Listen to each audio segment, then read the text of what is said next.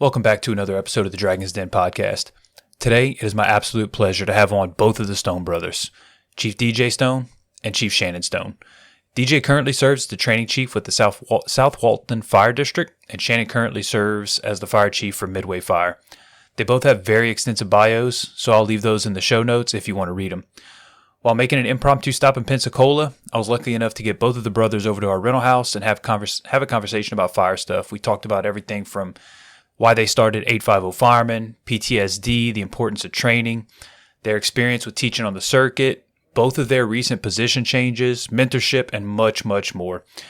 We did record this on the patio at night, so the lighting wasn't great, but the audio is good and you can tell who's talking if you do watch the video. This was an extremely easy conversation because all I had to do was get the ball rolling and then they took it over. There's so much in both of their minds that we didn't struggle for conversation at all. Once again, it was my honor to be able to record this conversation. I hope you enjoy it. Thank you for listening. I want to do a podcast one day. Well, we can talk about it. I can tell you how many millions of dollars this brings in. All right. Are y'all gentlemen ready to roll? Yep. Okay. All right. Welcome to another episode of the Dragon's Den podcast. We are joined here by the Stone brothers. This is going to be Chief DJ Stone and then Chief Shannon Stone. And then we have a special co-host who decided to join us with Chief Sam Sparacello. We're using him as a guy. Well, really, it's just the face. That's what we really have him in here for. Yeah. It's the beauty of the podcast. No, he came join us for vacation for a couple of days, and I said, well, let's throw him into the mix. So I would like to start off by saying that, gentlemen, if y'all would have told me, several years ago that I would be interviewing the Stone brothers, like two guys that I saw at CFT, I would have once again called you insane. That there's no way that's going to happen. So it is extremely humbling for me to be in this position and being lucky enough to have the privilege to have you guys on. So thank you both for coming out. The way that we always start these things is going to be your backstory. Instead of me giving the bio, both of you deserve 2 hours, 3 hours on your own. But when I reached out to Chief Shannon, I'm just going to call you Shannon, yeah, DJ. I apologize. So when I reached out to Shannon, I said, well, man, I wonder if he's ever done one with a podcast with DJ. And he said, no, we've never done it face to face. I said, man, you think he'd be interested in that?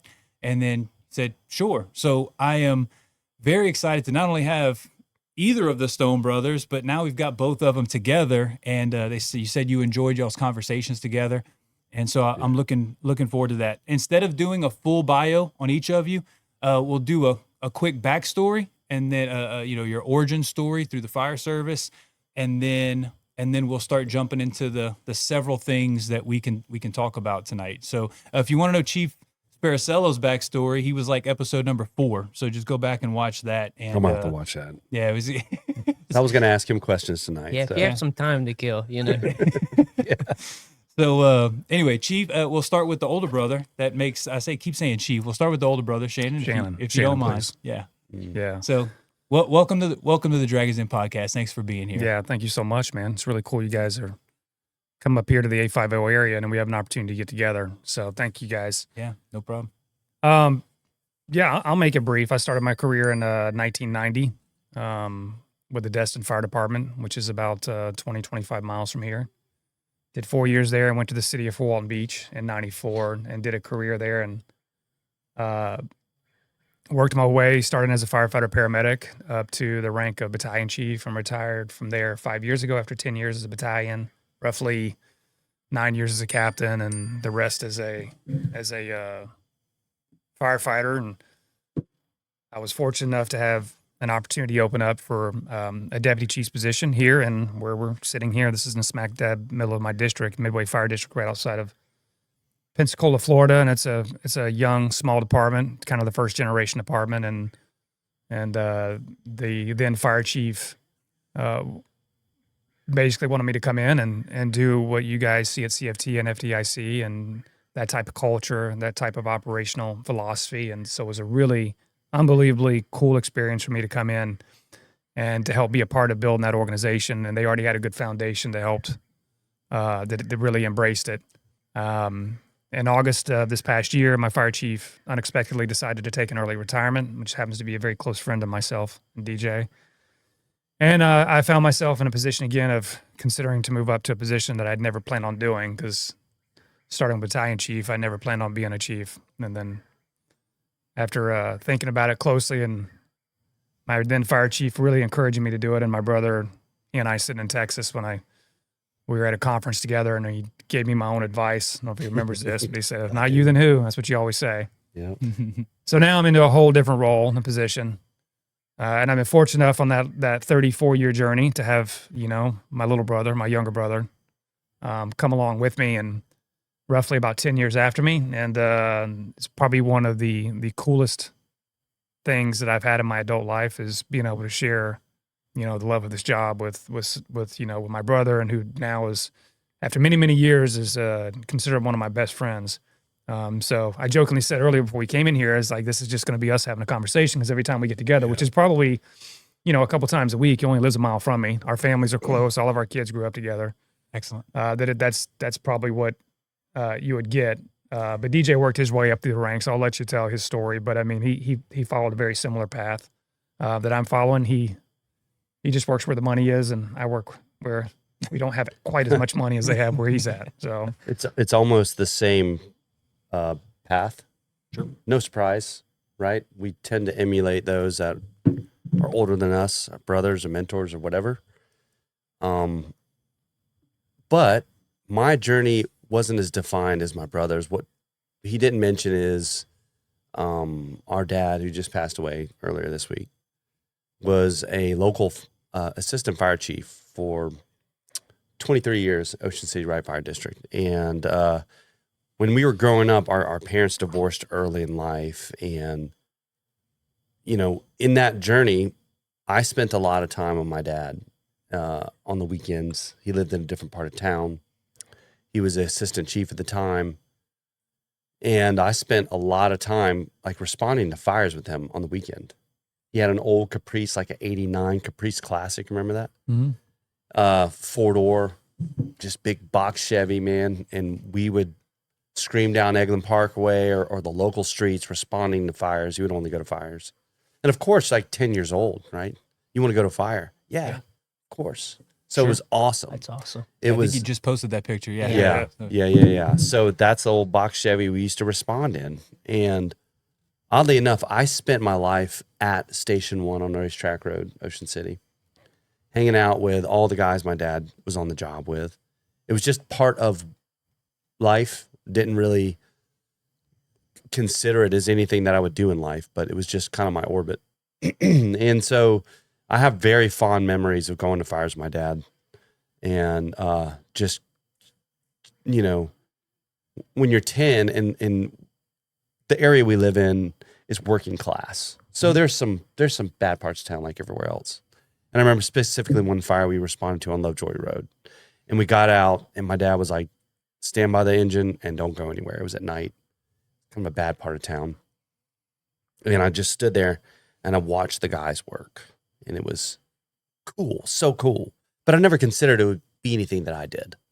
Fast forward to my brother coming on the job.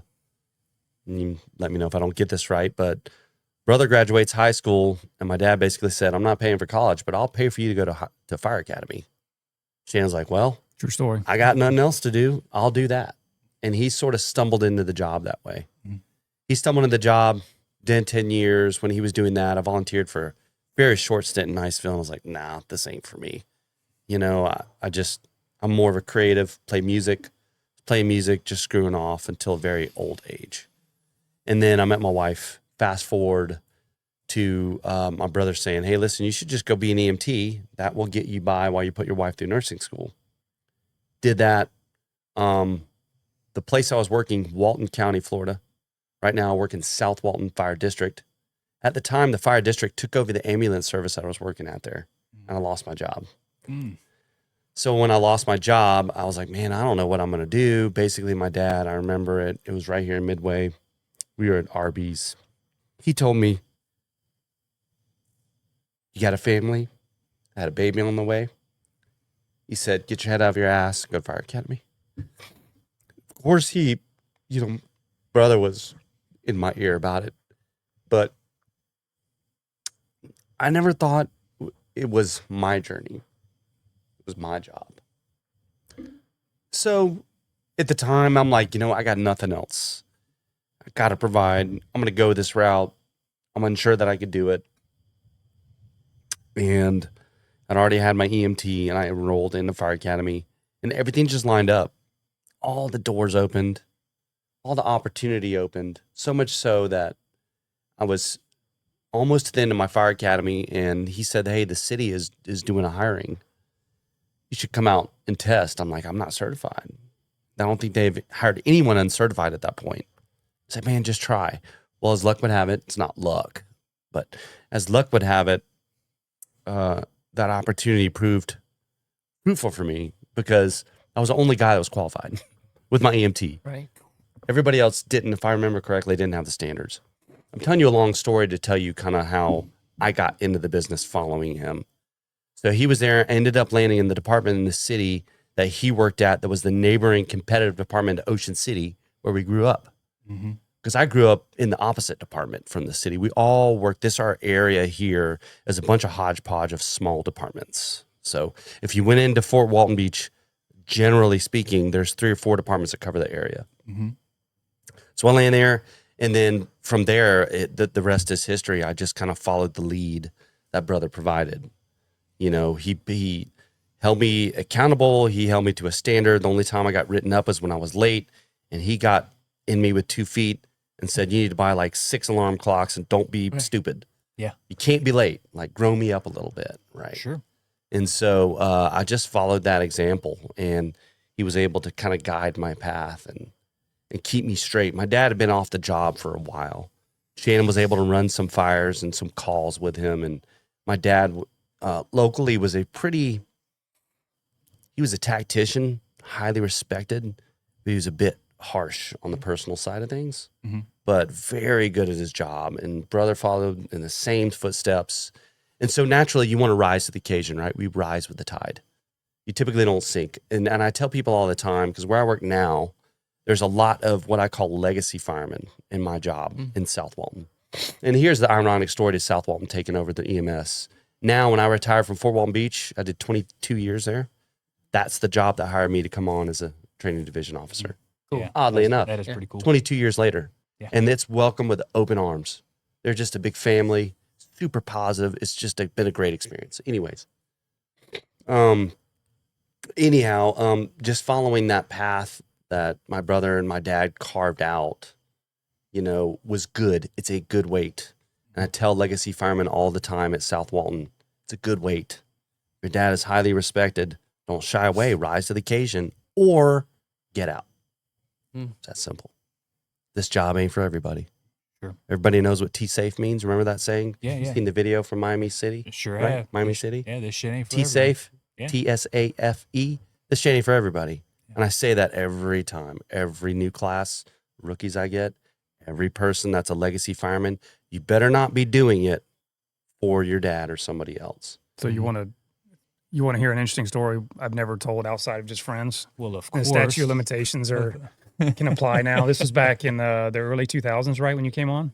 2001, right after 9/11. So it was around 2000, and we were doing a train and burn, and back then, and especially in the state of Florida, you remember that? Yeah, I do. The standards were Scared to completely death. different. There was no rules on what you could and could not do, and typically it was not uncommon back then when you did train and burns to put mattresses, sofas, and everything else.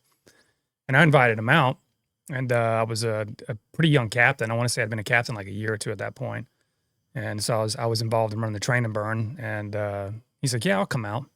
And I remember talking to a couple friends, and I was like, okay, yeah, all right, we'll find out if he really wants to be a fireman. So I think if I remember correctly, that day I showed you how to use an air pack, just the basics. And I said, okay, I've I want never you to put anything on. I've only watched. Isn't at that this crazy? point. Like, you couldn't even think about doing it today. I would never do it today or let anybody do it. But, it was a different time 25 years ago. And so I explained it to him. I said, okay, we're going to go in. I want you to stay right beside me. Don't leave my side. And I said, I'm going to put you on the nozzle at some point. And I showed him how to use it. So we went in and they're waiting for the room to get it. And they really started getting it when I think it was a mattress or a sofa that lit off. And I was like, open the nozzle. And he left it open. I said, don't close it. And it was just blowing out of this room. And we were not making a dent in it. and we're starting to hunker down. The guys behind me are starting to hunker down. I'm right behind him on the nozzle, like on his shoulder, like get lower, keep it open. And I'm thinking right about then, I was just about to take the nozzle over and start telling everybody to push back because we just weren't making a dent on it. It was a little pucker factor for about 10 seconds. And he never backed down. He never once flinched. He never once said it was hot, and it was hot. It was legitimately hot. And then we put the fire out and came out. And I remember coming out and I'm like, oh, he's good. Yeah. Like, what'd you think? He's like, man, that was awesome. I said, all right, well, you definitely need to do this then. Because it was one of those moments like it's very unheard of if we did that these days. And retrospectively looking back, it was not the safest thing to do. Like I said, I wouldn't allow that and I wouldn't do it now. That's why we have 1403. Right. But literally. but I mean, that was kind of like, I was like, okay, if you really want to do it, then come on. Like, cause even back then, I mean, as a new captain, I mean, I took the job seriously, just like our father did and the people that I worked with. And if he didn't look like he was going to cut it or he freaked out in there, then I was going to make sure he wasn't going to get on the job. I was not expecting that. I honestly never even thought he would do that.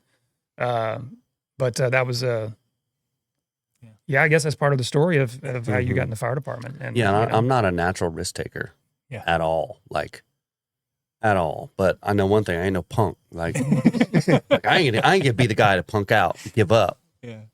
You know, but I remember that day. We have pictures of that day. In fact, 2 guys I went to academy were also in on that burn somehow or another. Trey Ward, Mike McHenry. And it was a pivotal moment for sure. Yeah. Good times. So now we're on the job. We're where we're at, right? We're kind of caught up. We can kind of go in a bunch of different directions here. We can kind of go anywhere you want. Because actually, just real quick on the story mode before I forget, I just had Chris Watson on the podcast yesterday. Okay. And shockingly enough, he goes, I actually went to the worst call that I've ever been on. We'll catch it real quick because before I forget, he goes, the worst call, said it was one of the most impactful calls that I've ever been on. And he goes, you know who's in the back seat with me? It was DJ Stone. That's right. And I guess you already know where I'm going. But I've already heard the explosion fire. Yeah. So I caught his. Obviously, I was a part timer. I'm like, what am I doing? So we have his version. If you want to give your short version, yeah, this very is short. This is a side quest right here. But so it was the Flood Mageddon's, what we called it locally. Yeah. The worst floods I think in history in our area. And I got off my job at Fort Walton, and Escambia picked me and my brother up. I was a captain on my job at the time. Scott Averill was the boss on the truck, highly respected. Ladder 12 officer, like love the guy. Yeah, good dude. Look up to him. Like he doesn't know it, but he's one of my like examples of what I would want to be.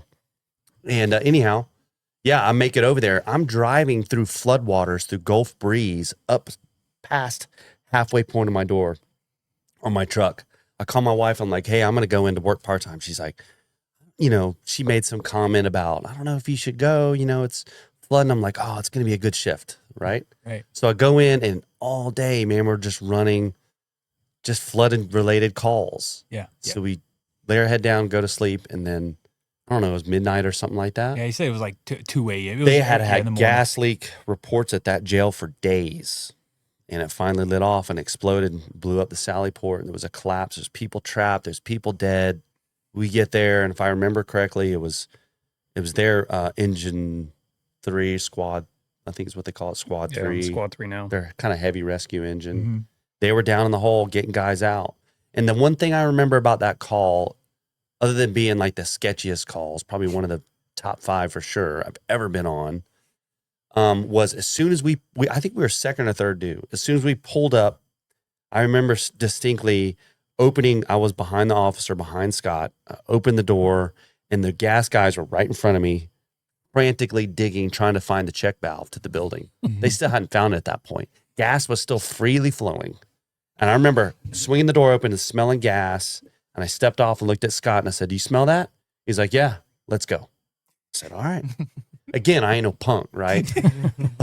I'm going. And me and Chris, we followed Scott's lead and we went in and we just assisted guys out of the hole. But it was wild. You said you made a couple little. You said you did like a little 2-to-1, grabbed a couple of I think it was jailers or something. It was a couple of employees, but people were down in the basement, stuck in the basement. He said, I think I'm gonna screw it up, but it's all recorded. I'll see it eventually. But he said that he looked to you. I'm not to say he was panicked, but he was looking to you like, what are we gonna do? And you were, think he's like internal. You might have been panicking, but you were Oh, like, yeah. we're gonna go. We're gonna go. No, I take learned care that of it. from We're gonna brother. go- I'm no, like, no, I'm good. yeah, We're just another day, just right? And then you get done, you're like, "Oof, what a shift," you know? Yeah, I remember that because when it went out, everybody was aware of it. And I'm like, I think DJ's working.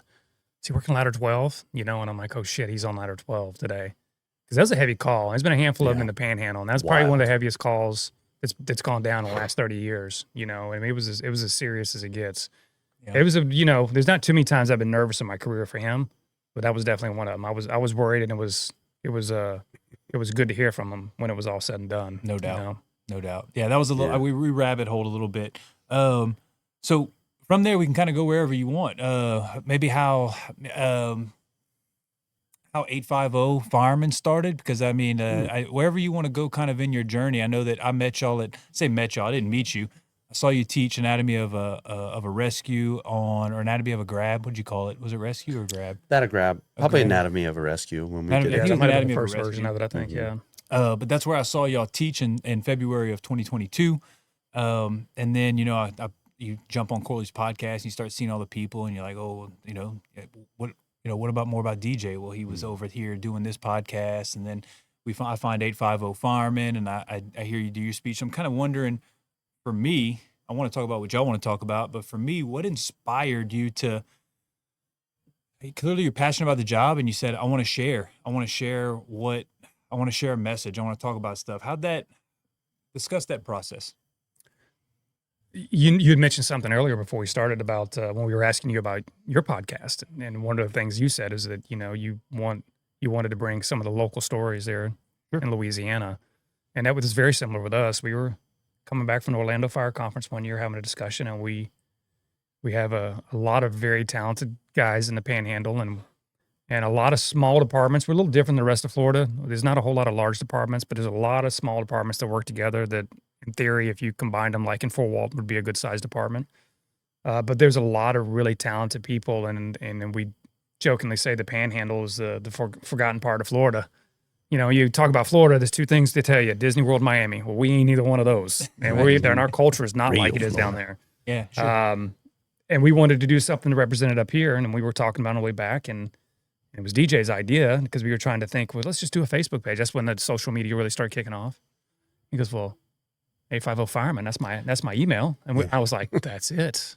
Yeah. That's it. And I'll let you expand on it, but that's really, and we never did a whole lot with it other than just share the local stuff. And that's still to this day. We've lost more money on it, this for sure, from just giving stuff away when we make T-shirts and stuff. Yeah. But I know how you feel. I think it's like a local identity, right? At the end of the day, Yes, we all yes. want to belong to something, don't we? We affiliate, right? Yeah. Like you guys have the Fools hat on. That's an affiliation. You're proud of that. CFT shirt, you're proud of that affiliation. Yeah. We just wanted something to represent us. And this was kind of before Kurt was doing his thing. And we started helping him doing his thing. But we were doing our thing as well. Because there is a lot of talent. And at the time, there wasn't really a lot of avenue of training like it is now. Training was not what it was 5 to 7 years ago. So in light of that, we were just like, hey, we got a lot of dudes who want to share stuff. So we shared some stuff. But the honest reality is, as time has moved on, there's much better resources.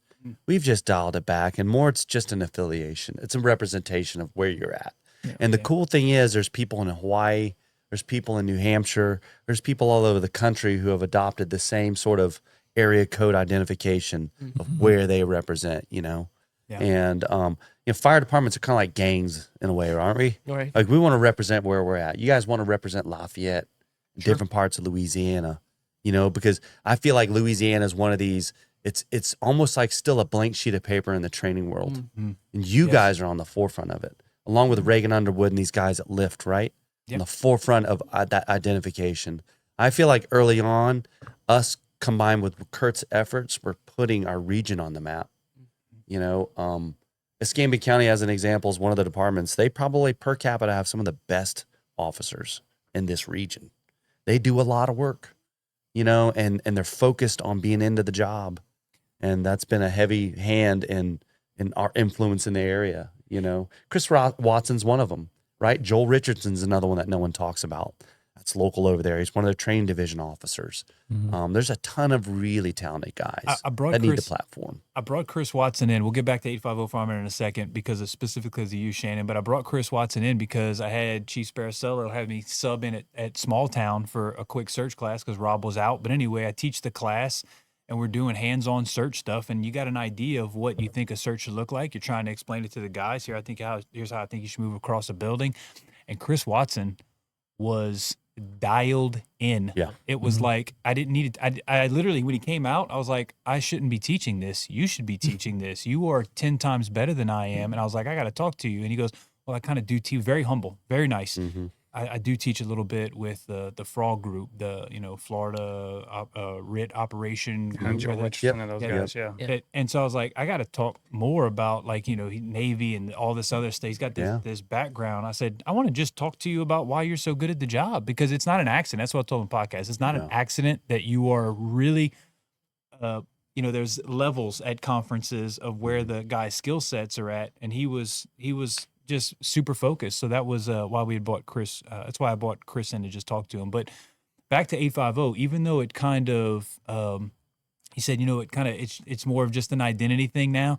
I will say that I reached out to you, Shannon, a while back, a couple of years ago, because your video with your children's standards was so impactful to me. I already knew I was converting over, getting into the job, which y'all already heard. But when I was kind of searching for all these different instructors, what did they put out and all this stuff, I ran across that, and it was so eloquent. It was so basic to understand that it was irrefutable. Once you heard it, it was a little bit like the Pandora's box. Once you hear it that way, it's like, okay, now there's no questions about it. And I reached out to you and I said, to me, it was so impactful that I said, do you mind if I use this video to end the recruit search class to try to drive home that this is not, you're not just searching for, Joe average citizen. Every one of them should be treated identically as your own child. And what are you doing to prepare for that? So I don't know why. I guess I'm saying that more of like, thank you for putting it out there. Thank you for taking the time to record it, have that thought. And you were backstep at the time. Were you not? Were you driving or? No, when I really started talking about it, I was a captain. Oh, you were a captain. Okay. Many years ago. But when I actually started teaching in a program was probably 12, 15 years ago when I just made battalion chief. Okay. So my circle of influence, I guess, got a little bit larger. Sure. Instead of a company, it was a battalion. And at the time, my kids. I have 3 children. I've got a daughter, 2 boys. My daughter's 25, a son that's 20, and another one's graduating this year that's 17. That's going to the fire academy. At the time, they were younger. So, you guys know, if you have kids, your life changes. The meaning of life changes. Other things other than yourself become way more important. And then when you're, for me personally, when I was a boss, learning a lot of this from our father, about the importance of making sure you're putting them first, and the more I studied the job, the more I saw the bad things that happen on the job, the tragedies that when you look back, they should have been different. And then connecting it with my kids, the more I'm not kidding. I cannot pinpoint a part of my career when I said this day I started doing it, but it's when they were little, and I just started preaching about the importance of it, and then when I built a program many years ago, back when CFT started kicking off, that was one of the things that I constantly talked about and preached about the importance, and to this day, fast forward 15, 18 years later, even as the fire chief now, it's no secret and it's non-negotiable if you're going to work in our organization is that you're expected to be your best on their worst day. And every day is a fight to learn something. Every day is a fight to fight complacency because it's not a matter of if, it's when it happens. And you can go talk to anybody that works at Midway and that I had the honor of previously working with in Fort Walton Beach. Is it's not a bullshit saying that I say that I sincerely believe in it. And I tell guys all the time, you get one shot, man. That's it. You get one shot. And I've always been I've been very fortunate in my career that I've been able to process post-traumatic stress. Every single firefighter suffers from some form of post-traumatic stress or PTSD. I'm convinced of that after many decades of doing this. The difference is how people process, and I've been very blessed that I've been able to process it well. And you know, I have post traumatic stress like anybody else, but I manage it just like anybody else. But I say that to say this. I've told guys all along that when people die on this job, and I know that we did everything we possibly could do, I'm good with it. And I don't mean in a bad way or in a callous way. And I'm good with it because I know that we did everything we could do, and I also have a deep faith that, you know, God's ways are not our ways, and it's not for me to figure out. But, and I tell guys this all the time, young guys, that the hard part to live with is when you know that you're on a call, because we're all going to experience it, where you look back and you go, holy shit, man, we should have been better. Like, there was just 3 things that went wrong and they should not have gone wrong. Would that have made a difference? And we'll never know. That's why I go back to you get one shot. Don't be that guy. Because I live with those regrets, as most firemen do. So one of my goals now is to hopefully, you know, do my best to lessen that with the other guys. And a big part is it to your children's standards. And it goes back to what you said earlier. It takes the excuses out. I don't care if you're, you know, you're punching the clock or if you're a guy that's super into the job. When you say that and you put it in that context, now what do you got? What's your excuse? There is no excuse. Nobody can fight against. I used to say it was the Trump card, but I can't say that now.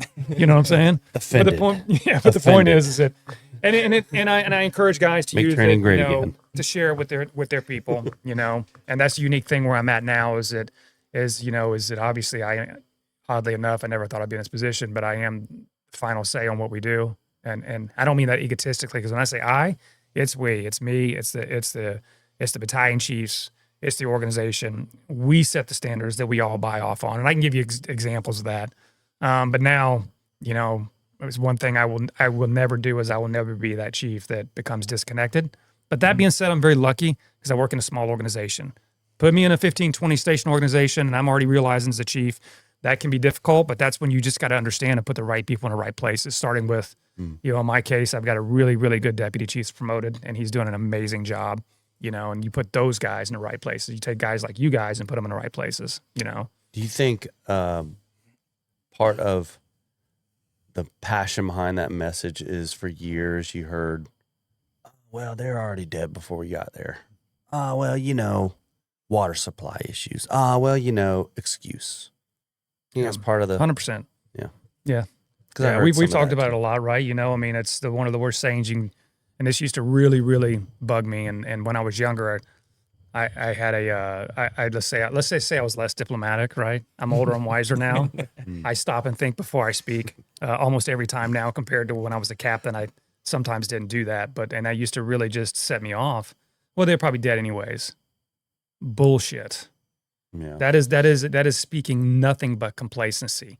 It is not our decision to decide that. You know, that it goes back to well, you know, don't look at it as survivable. Look at it as searchable. It's not our decision to survive. We do everything we can within our power to get them out, and then a higher power, God, will figure that out. And that was an excuse to make us feel better at fires when we would go to fires and people would die.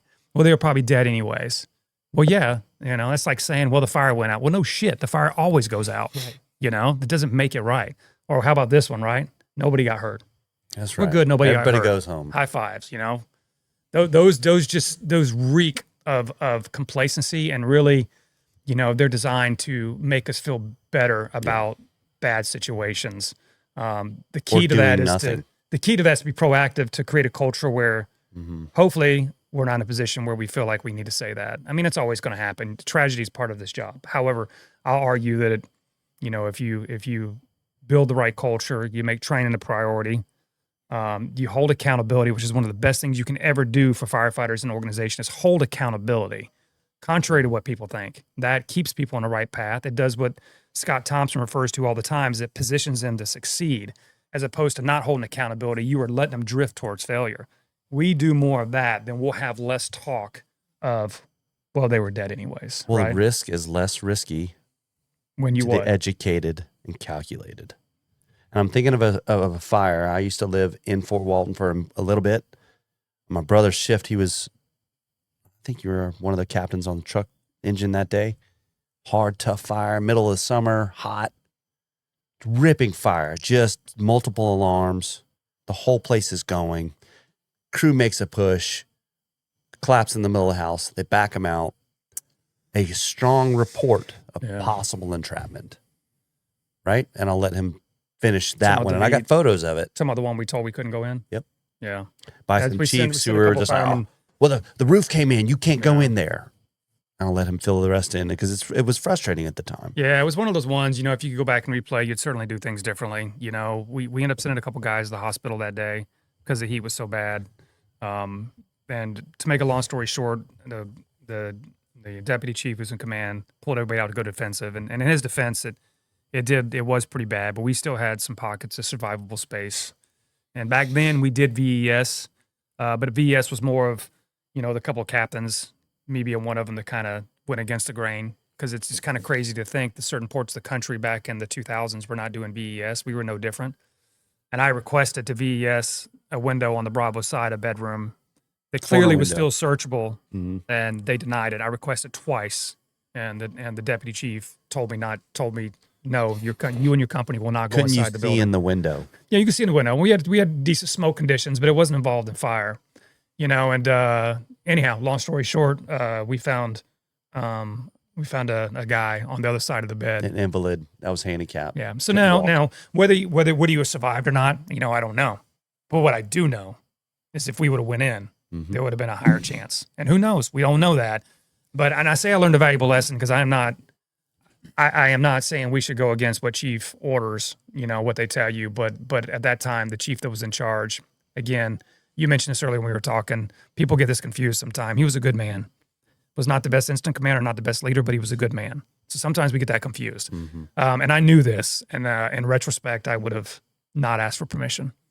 I would have gone in and just did it and asked for forgiveness afterwards. But, hindsight, so. Hindsight. But what we know in 2025 is the corners of any ranch home is perfectly searchable it's a near zero risk if there's no fire in the space.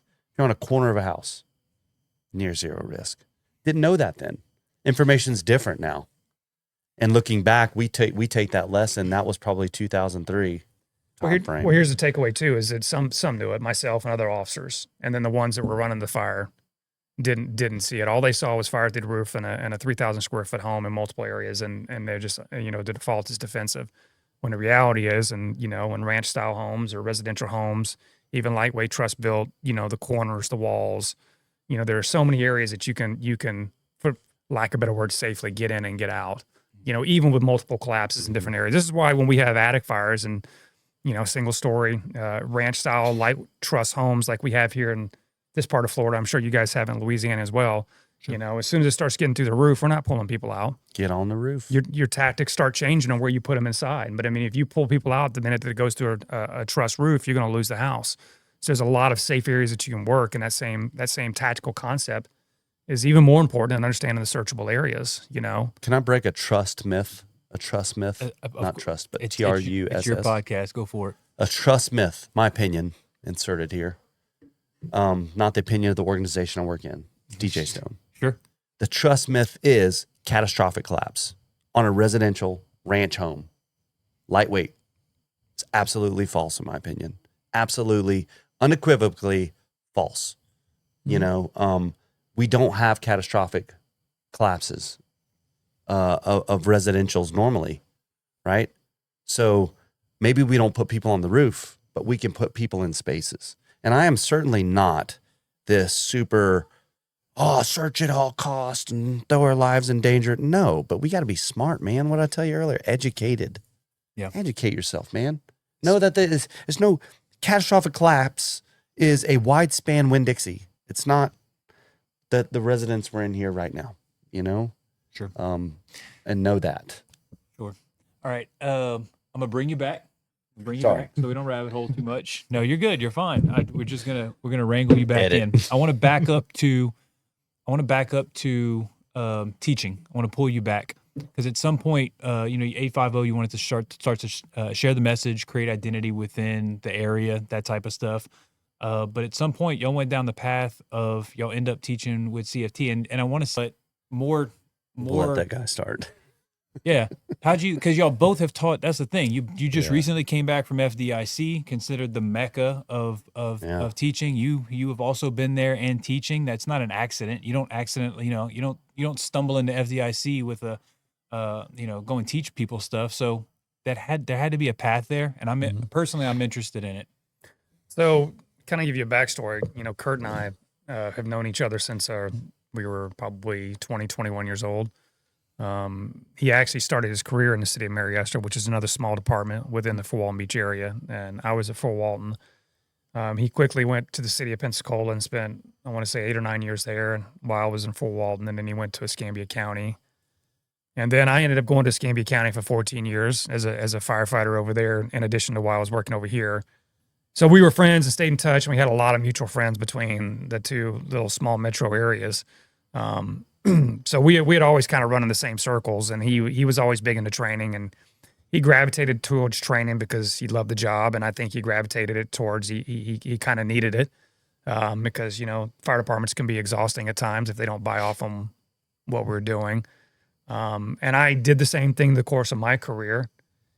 So as he started teaching more, we actually brought him over into Fort Walton to do some contract teaching, and then he started doing conferences, or he started talking about it. So I was one of the original, what are now known as the CFT guys. It wasn't then, but it was a group of us, myself, JJ Cassetta, Matt Scallon, and a handful of other guys. We really were a big part of, with Kurt, helping him get the conferences up and going. In fact, my Nuggets from the Right Seat class was actually designed specifically for the County Fire Tactics, one of the first conferences, the first actually command officer boot camp that was put on in a different hotel. And to tell you a side story on that, I had been a battalion chief for a year, and he says, "Hey man, can you build a command battalion chief track?" And I'm like, "Yeah, man, I'll see what I can do."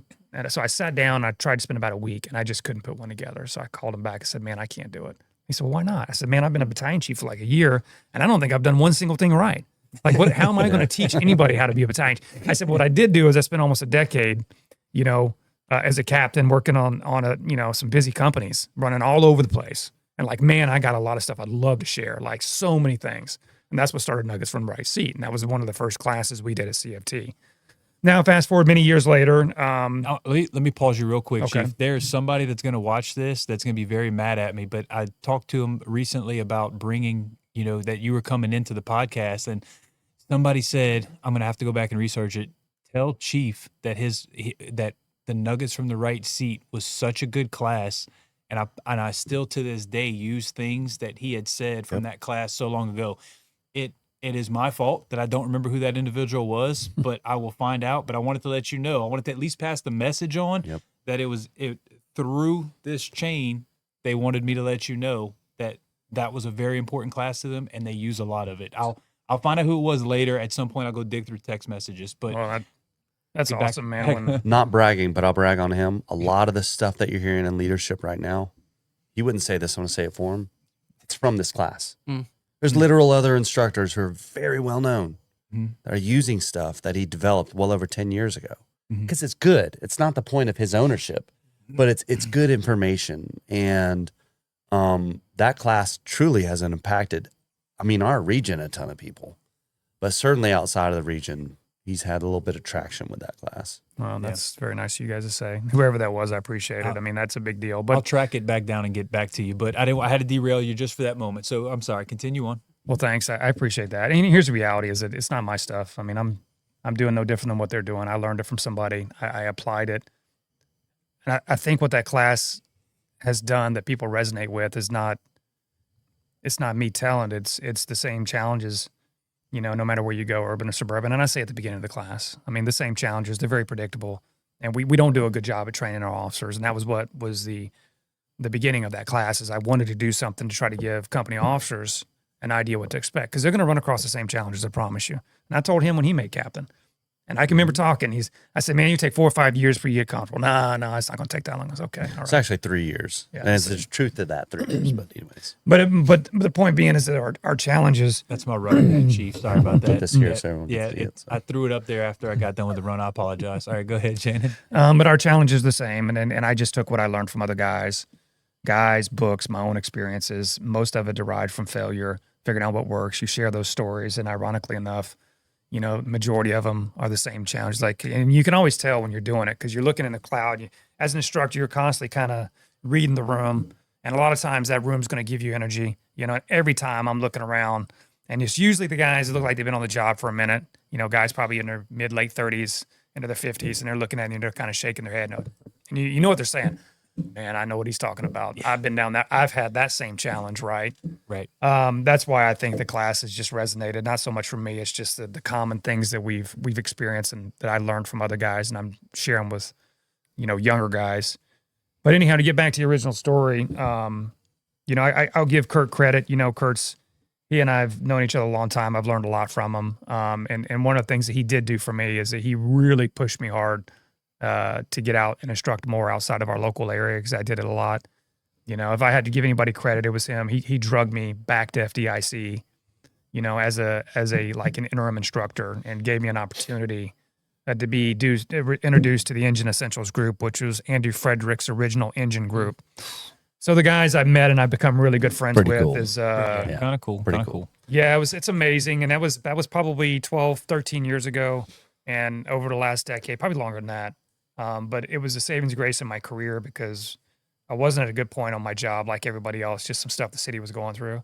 So I really leaned heavily on the instructing, and then it just opened up a world of learning things that I didn't know. You don't know what you don't know. I say it in my class, and I can tell you many examples of my own self doing that. By him really pushing me outside of my comfort zone is the reason why for quite a few years I was kind of teaching, on the national circuit or whatever. Now, not so much. My hyper focus is my organization and really trying to make a really positive impact there. So I don't really do it much anymore. But Kurt was the guy that really pushed me to do that, But I wanted to, but hold that thought for a second. But we're gonna drag at some point. You start teaching, and I'm wondering, you had your story of being an instructor. I'm wondering, not only your thought that you just had, but you come into the fold at some point. But go ahead. ties right in. We just talked yesterday about this. He's got more to say, and I've encouraged him.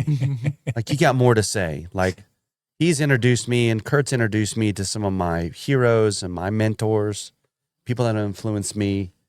I'm just so grateful. It's a good place to be when the last 3 years your friends have presented as keynotes at FDIC. Like, great. what? Sure. Like, I think about that, and I'm like, how do I know these people? Like, I'm standing in the back of this FDIC, and I'm just waiting on a seat by myself. I don't know anybody there. Here comes Rob Fisher. Hey, Rob, what's up? Hey, man, what's going on? Sitting there with his backpack on and everything. You got anywhere to sit? No, man, I'm trying to find a seat. And I'm thinking, Rob Fisher don't have a seat because all his bros are up on the front row, right? And so we're hanging out there. And then right before the ceremony starts, some people come up from, I guess, Indy, the seating committee or whatever, come up to us and say, hey, listen, we got a whole row up there. If you guys want to go sit down, 4 rows back from the front, middle. Awesome. But the point is, like, knowing these people, right? He's got something to say.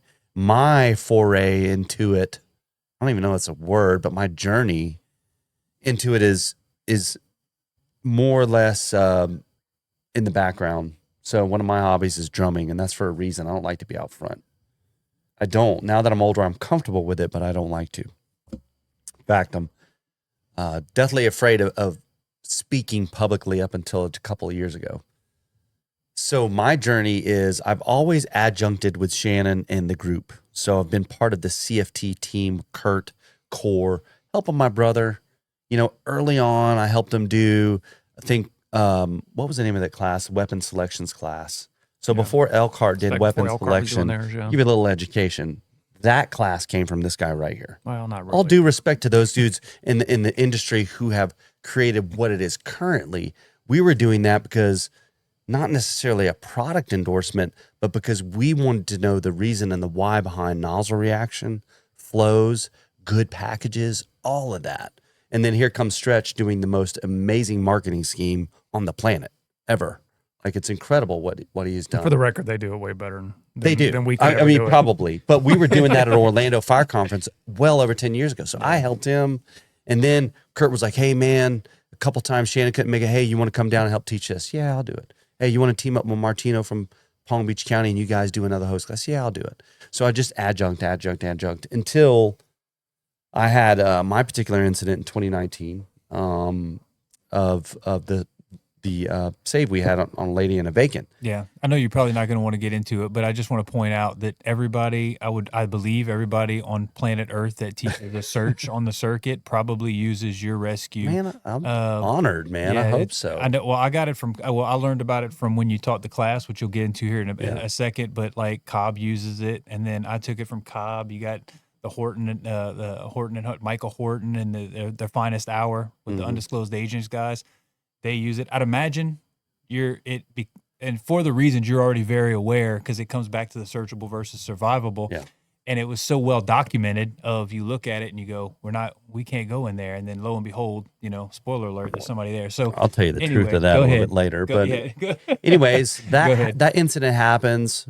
That March, I'm at Orlando Fire Conference. Ray McCormick is a friend. He's a mentor. He probably doesn't even know it, but he's been a mentor for me for many years. Like me and Ray, we talk about the job, but we talk about life. Like my wife loves hanging out. Like we went to FDIC and I was like, hey, I'm coming up. And he's like, hey, you want to come to this thing, event? You're invited to this party. Okay, cool. Can I bring Stephanie? He's like, yeah, I'd rather have her than you. So that's kind of the relationship, right? It's like my wife. She's way cooler than I am. Yeah, he's a great friend and a mentor. And one day we were driving over to Chipotle for a burrito at lunch at Orlando Fire Conference. And on the way back, I remember talking to, man, I think I want to do a class. And he says, why not? Why don't you do it? It's like, man, I don't want to say, I've got a lot to say that everyone else has already said. I said, but I want to tell my story. And he was like, what stops you? You can do it. Like he kind of gave me that boost, that encouragement. My brother kind of gave me the boost and encouragement. Tell you something. Into that class. He's one of the most humble guys you ever meet. Yeah. How many times have I told you before you started teaching, and you're like, no, I don't have the experience. I'm not ready. This is one of the most respected company officers in our department, and to his credit, very humble. But he was always a guy that felt like he had to have a whole lot of time and years in every rank, before he felt in his own mind that he was credible to do things. And I had been on him for several years leading up to just tell him the same thing. Ray is like, come on, man. Like you got stuff you need to share, and then finally the last 4 or 5 years, he didn't step into it. He just kind of skyrocketed into it. It's just a story. Yeah, and correct. I had an epiphany when he said that. I said, okay, I want to tell my story, but my story is not a standalone merit. The crazy thing is, in this little blip of a small town, beach town where we live, by the way, Fort Walton Beach does not have a beach. No. That's false. It's just Fort Walton, but they a called it a Where beach did to attract I was tourists. going to say, then where did I For go real. for the first 10 years of my childhood? There was if no I wasn't beach going here. to Fort Walton You went to Beach? Okaloosa Island, probably, where the beach is at. Yes. I don't know. I was It's 10. a quarter mile outside the city limits. So what's really cool, and I still think, I love teaching this class. Like the highlight of my career was teaching with my brother at FDIC. Like the fact that we got invited, it's crazy. FDIC is the thing to me. So I didn't teach last year. I'm going to put in every year. I don't care if I'm denied. I still support it 100%. Like this is my favorite thing to attend. And I'm super honored that we got to have that experience together, because at the time, nobody did co-teaching. Somehow or another, we got slid in. But anyways, that led me into actually sharing my story on a platform with him. And in a sense, it was more comfortable because I had my brother with me. He's really good at this. So I could just kind of riff off his lead. Right. But it got to a point. You felt like he'd have you. He'd pick you up. And he did, because he's got so much knowledge in what was organic about the program, and it still is that we have a general guide. But dude, every time you see it, there's going to be something different that we're going to talk about. Because he's going to think of something, I'm going to think of something. Because while he's talking, I'm going, oh, yeah, one thing, and then I'll bring it up. So I think that's what's kind of unique about us co-teaching that particular program. But the program essentially covered my rescue, and he's got a rescue of when he was commanding that he commanded, where his team made a VES and pulled a lady out. Both of them were successful. Right. And fast forward to at one point, I kept getting invitations to share it, and Shannon's like, man, I'm busy at Midway. I can't go. Sorry. What did I tell you? I can't I make was it. like, do your own, go do yours. Like, Do your own thing. And then for me, that was the sort of launching point. Okay, I'm going to do it. And I got invited somewhere, I think in Texas, to do it. And I probably did the program 11 times locally. Anyone would open the doors, I'm like, let me run it and I want your feedback. Run it and I want your feedback. And every time I presented, I've tweaked something different. Up until the last time I did it, Bonifay, Florida, just right down the way for a volunteer group. Yeah. And a lot of people ask me, and I will travel anywhere for nothing. My thing is like, just give me a place to stay and let me bring my wife, because she is a big part of what I'm doing now. She wasn't my first half of my career. Our kids are grown and gone. Now she's going with me. So as long as that's taken care of, I'm good. But anyways, I started teaching that, and then that has just opened opportunity. I don't put in for anything other than FDIC. And Kurt's given me a lot of opportunity, to teach and to share, which has been huge. When you taught at FDIC, did you teach that? Did you teach the anatomy of a rescue? That's what you taught? First time we did after COVID, it was me and Shannon. Yeah. But most recently? Most recently was grab analysis. That's what I retooled it as a single presentation. What I cover is a pretty phenomenal grab from Escambia County, all caught on film. And I cover another one that happened to me when I was a battalion, and my company Engine 7 made a grab of a kid from a second floor of a townhome. It's crazy. Like, this doesn't happen more than once in your career. So, and both of them were caught on film. They're all successful. And then a third one was right here in Navarre, where a baby was snatched off a porch, literally within 10 seconds of being burned alive. Snatched off, inside of a building. But. Wild. So it's the story of those calls. That's what it is. And then now it's morphed into a tactical conversation. I shared it at Florida Fire Conference earlier this year. And Steve Shaw sat in the class talking about being a little bit nervous. Like, I'm good. And then Steve walks in and I'm like, oh, man. Because I look up to that dude. Like, he's one of my mentors as well. Sure. He is a gifted, exceptional communicator, right? And so he's sitting in the class. I'm like, oh, man, here we go. But whatever, I just do me. And that's the thing. I do me. If people like it, cool. If they don't, doesn't hurt my feelings. I'm married with kids, got a family. I ain't, I got my circle. If you don't mind me adding in, a big part of his class sure. that we started when we did it together, and then he took it and built it even better, was the front side before you ever got to the calls. So if you look at the calls, I think ladder 12s in Escambia was one, engine 45s in Navarre was another, engine 7 in Fort Walton, yours, and another shift engine 7.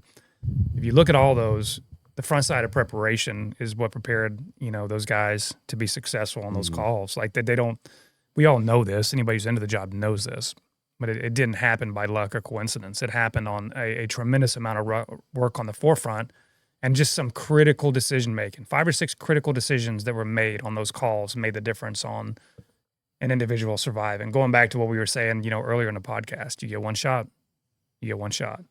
And those one shots on those particular calls that he goes over, that they worked. But the work started years in advance before they got there. And that was when we originally built the class, right?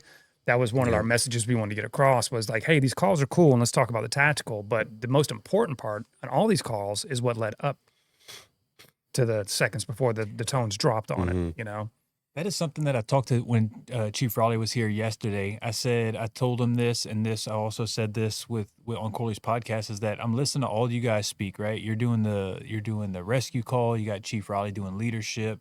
Kyle Romigas doing his host stuff. You got all these, but y'all were all saying, in my opinion, y'all were all saying the exact same thing, which was, it doesn't matter the topic that we're really discussing. In the end, you need to train. Training is the end piece of all of these things. Basil talking about RIT operations. Once again, there wasn't like the message was unified, even though I'm sure that wasn't a plan, because that was the answer. Hey, which goes back to you. We're talking about the grab that we made. Training is important. Hey, we got a down fireman for RIT operations with Basil. Training is important. So to your point, it's the I'm just emphasizing what you said. Yeah. It's that what happens before the call that really links all that stuff together. And the American Fire Service and the vast majority of American fire departments, when budgets get tight, what's one of the first line items that get cut? Usually training. Yeah.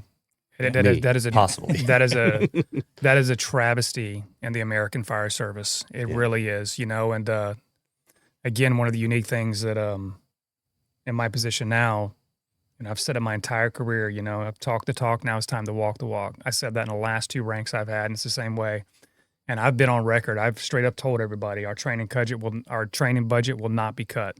We will increase our training budget every single year. And we're under tight budget restraints right now because we had some state legislation that came in that changed our funding mechanism last year. Unfortunately, it was out of our control. In fact, if you were to go straight out to Highway 98 from where you're staying right here, I don't know if you've seen it, but there's a sign just to the east of here that says the future home of Station 36, which would house a battalion chief, Truck 36, and our rescue boat. That's been put on pause because of this legislative effort.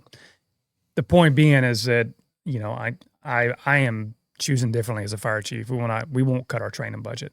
We will cut all other things before we end up cutting our training budget because it is the very reason that we exist.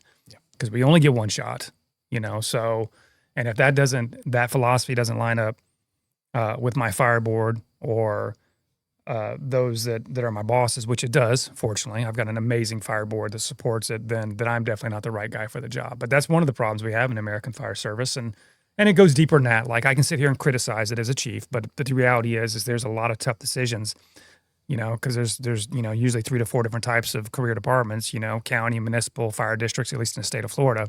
And they're, whether we like it or not, they are heavy politics that affect decisions. But somehow, some way, the training budgets get cut, and that's a travesty. And to his credit, he did not go to FDIC this year. Because he had other guys going to FDT and other training stuff.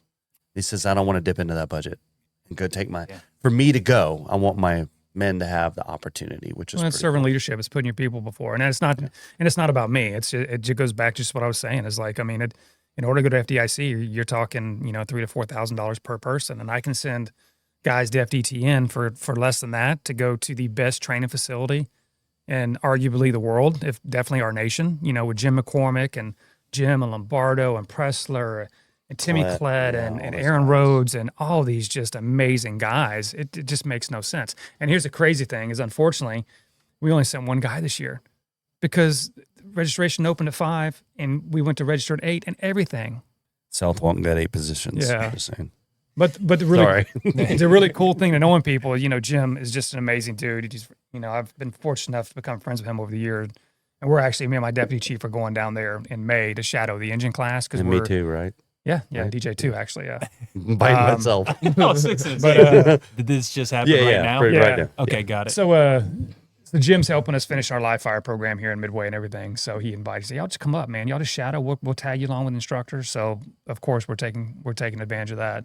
I'm gonna go up there and do that. But on the training side, talking about training, did you want to kind of dip into your thoughts on the potentiality for a class that kind of spurred you for FDIC? Did you want to? I can briefly, and maybe if all 7 of your listeners you said you had. Yeah, my mama's going to watch it 6 your times in a row. Yeah. Maybe they can give you some feedback. But before I'll say this. It doesn't have to be a deep dive. Just, you put it out publicly on Facebook. Yeah. I want some feedback because I'm going to develop this. Sure. And present first ever version at Small Town, maybe, perhaps. Yeah, we're going to make it happen. So we'll see. Anyways, before I say that, I wanted to say one statement about this point about training. I really believe this. I put it in my presentation, and I think there's a couple ingredients to success. One of them is known expectations. That's huge. Yep. Right? You know your expectations. Yep. Number 2, layer to that is a tactician that knows how to do those things. That's our jobs, riding backwards, right? Knowing your expectations and how to execute them. But you can't know how to execute them if you don't have a training regimen that has a broad spectrum, at least in suburban America. We don't have the benefit of being engine company only, truck company only. We have quints. Quints, it just depends on when you arrive, what you're going to do. So you got to know a little bit of everything. So I think the part of that ingredient of success are those things: knowing expectations, knowing how to tactically execute them. That is based off of the training that you're going to get. So in relation to that, our discussion earlier and what I put out on social media, a bit ago, which I got some good traction. I was stoked to see some hitters like respond on that and give me a little bit of encouragement on the need potentially for this. Yeah. I was in there. I just wanted, when you say That's hitters, right. I was That's like, right. he's obviously talking about Yeah, me. sure. And all The, that. the Yeah. dragon said, You're, what's up? you're welcome, Chief. You're welcome on Yeah, that. that's right. So anyhow, now that I moved into the training division from a battalion position into training in this new organization, I kind of thought going from small to a medium to large size organization that, man, the training division kind of solves all the problems. We set the course, we give the vision, and everything kind of is harmony. Yes and no, kind of is, because what I've discovered is I'm more of an administrator and I empower a team under me. And I empower officers and I empower the hungry bunch. I am not a training division that oils a squeaky wheel. I don't listen to it. I empower those that are hungry, right? So I've found like energy in that. But what I realized is the profound effect an officer has on the topic of training and how every officer really is an instructor. I'm about to do my lieutenant's testing next week. Part of it is an evaluation on the teach back, right? And I'm almost thinking that's one of the most critical parts of being a company officer is your ability to communicate. So in talking with Shannon the other day, we kind of mentioned it and I'm like, yeah, it's kind of like a training with no division. He's like, man, that's a great topic. That's a great title of a class. Training So- with no division. training with no division. Because everyone, what do you have a training division? It's What do you do with copyrighted. training You can't division? take it. Yeah. Just want to let you know. So I'm like, well, where I came from, there was no division. So it's a training with no division. That means the officer has to bring it. And then you see that play out on the training ground and on real calls. Now, this is going to sound wrong, but I'm telling you, the successful execution came out of a pattern of training on basic things. So my call in 2019, the only reason we're successful was I didn't think through things. We reacted to a situation based on what we prepared through training. So that class is designed around that. Real short and sweet of it is, I think there's a space to teach a class of how I can give stuff to officers who maybe are young or maybe old, and they're just at a point where I don't have anything. Or maybe they don't realize the impact an officer has on the development of training and then therefore performance on the fireground. They're linked up like holding hands. They're not separate things. They're very linked up. And so I want to develop a class that is a practical class that in a 90-minute time frame, because free plug, I'm trying to get to FDIC again. I mean, I ain't gonna lie, like that's awesome. Well, But David- anyways, David I want to Rhodes share that. definitely listens to the Dragons Den podcast Right. on a frequent basis. So You hear me, Dave? yeah. I don't really know him like that on first name, but he remembered me last week. That's all I'm saying. Anyways, but no, the point is I want to maybe share what I've learned thus far. Sure. And I feel like I don't want to teach anything that's outside of my lane. I've spent a lot of years with a lot of dudes, and what I've discovered with the Steve Robertsons and the Ray McCormicks and Mike Champos and all these big name dudes is they spent many years grinding behind the scenes before they had a platform, and they never taught outside of their lane, right? So I'm like, okay, so what's my lane now? Well, it's training. Like I can own that. That's what I'm doing now. And even though I'm a year deep in an official training chief position, I've been doing the subject matter for well over 10 years. Right. And I feel like maybe that's a class I could give back. Maybe there's some traction for that. Maybe people want to hear, okay, so what can I literally, like I'm thinking of QR codes leading to document folders of things that you could just pull down and immediately put your name in and apply. Is there a use for that? I think there might be a little use for that. Yeah. And then maybe some philosophy in there a little bit too. Yeah. And a little bit of tips on how to make it practically happen. Yeah, I agree. I wanted to touch on it real quick. I don't want to go down a rabbit hole, but there was, when you said that the companies that train, that you can see it not only on the fire ground but also on the training grounds. There was we're going to leave all the names out of it, but it just recently happened on a different crew where I got a call where one crew performed really well, another engine company did not perform well at all, and the boss of the one that did not perform well reached out to the company that did perform well and was like, "Hey, can you help me out? Because Wow, I've that's been." awesome. They said I've been I've been a little complacent. Our performance was not what it should have been, doing the evolution that they were doing, And then the guy that he reached out to, it actually wasn't the company officer. It was actually the driver of that engine company who's really into training. It was a clear night and day. And once again, even thankfully, the one that didn't perform well, the engine boss that didn't perform well, had the humility. Yeah. And the not, instead of going, oh, it's because of this, there was no excuses. Like, hey, I'm reaching out to you for help because of how well you guys perform. But that's a big like deal. I said, it's not. This is a very recent story, but it just backs up your point that the small units that train perform better. That should be obvious. Yeah. But maybe it needs to be said. Maybe it needs to be that's a developed. win. That's amazing. Yeah. A credit to that individual, whoever he is. No doubt. That needs to happen more often. So that's awesome to hear. Yep. And can I say also, I'll just leave you with this thought. If you have a training center, it should never be a place that people dread going to and dread failing in that environment and being ridiculed. I made it a mission of mine that I want you to come to the training grounds. I want you to feel like it's okay to fail. I want you to fail right there. Let us address it, right? Because experience is the best teacher. Experience is not just the job. Experience is drilling in the drill field and maybe a little bit of humility in front of other people. So that's probably what happened. But I'm assuming your training grounds is a place where we're allowed to fail there. And we're going to talk about it. We're going to call it out. We're not going to make you feel stupid, but I don't have to beat you up if you're a self-analyzer. I am. Yeah. One of the reasons I didn't get into teaching is because, like imposter syndrome lives within me strong, big time. Sure. So, but we have to overcome that. And the training grounds helps us to go there and fail. And then I'm not there to stroke your ego, but I'm there to go, hey, listen, man, great effort, right? But I'd be remiss not to say these things. I just did it yesterday. Yeah. We did this huge RIT drill. The cadre put it on. It was phenomenal. All the way out to medical treatment, ALS medical treatment, because we transport.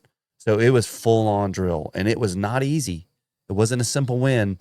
Some crews did good. Some crews did bad. We had a hot wash, and some guys kind of pushed back a little bit. I'm like, listen, man, this is where we talk about this. This is not personal. But would you agree we'd be remiss not to talk about the little hiccups that we had here? So don't be offended. And I'm not blaming you, but I'm saying we got to get better at that. And then it brings the tension down a little bit. Egos are a little bruised, but the thinking now, okay, so they're not leaving the training ground. We end it with, hey, man, great job.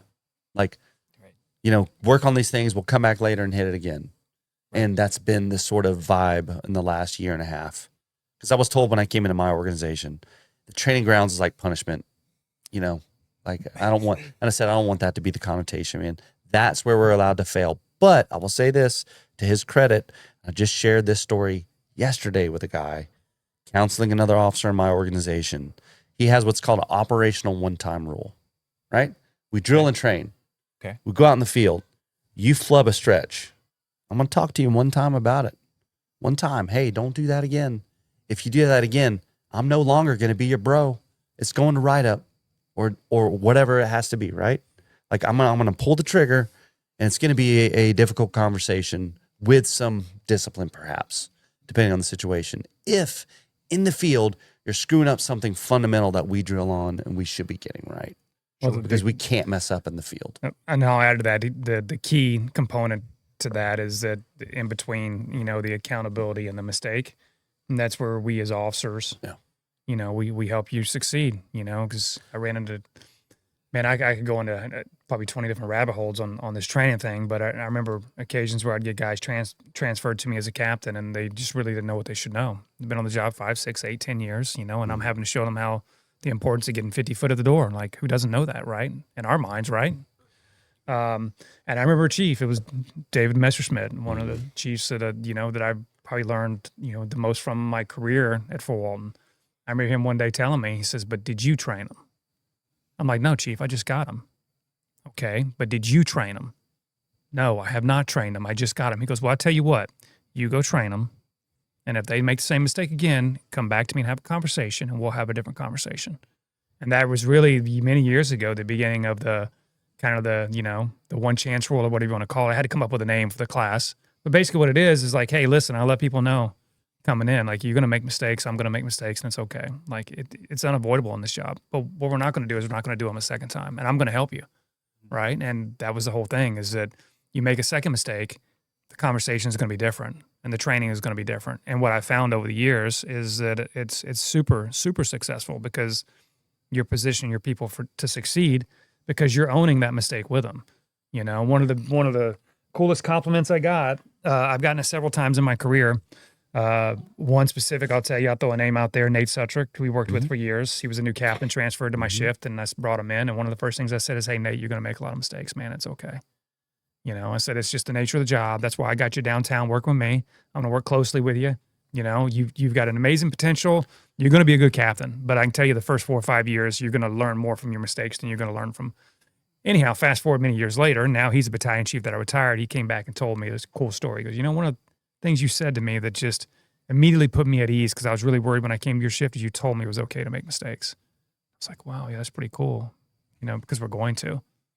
But each time we make a mistake, we learn from it, and we don't do it again. Now, do we bat 100% on that? No, but I would, in my experience, it's about 9.5. Because of the fact that you identify it. Because again, if you don't identify it, like you're talking about those hot washes, right? We have the same challenges.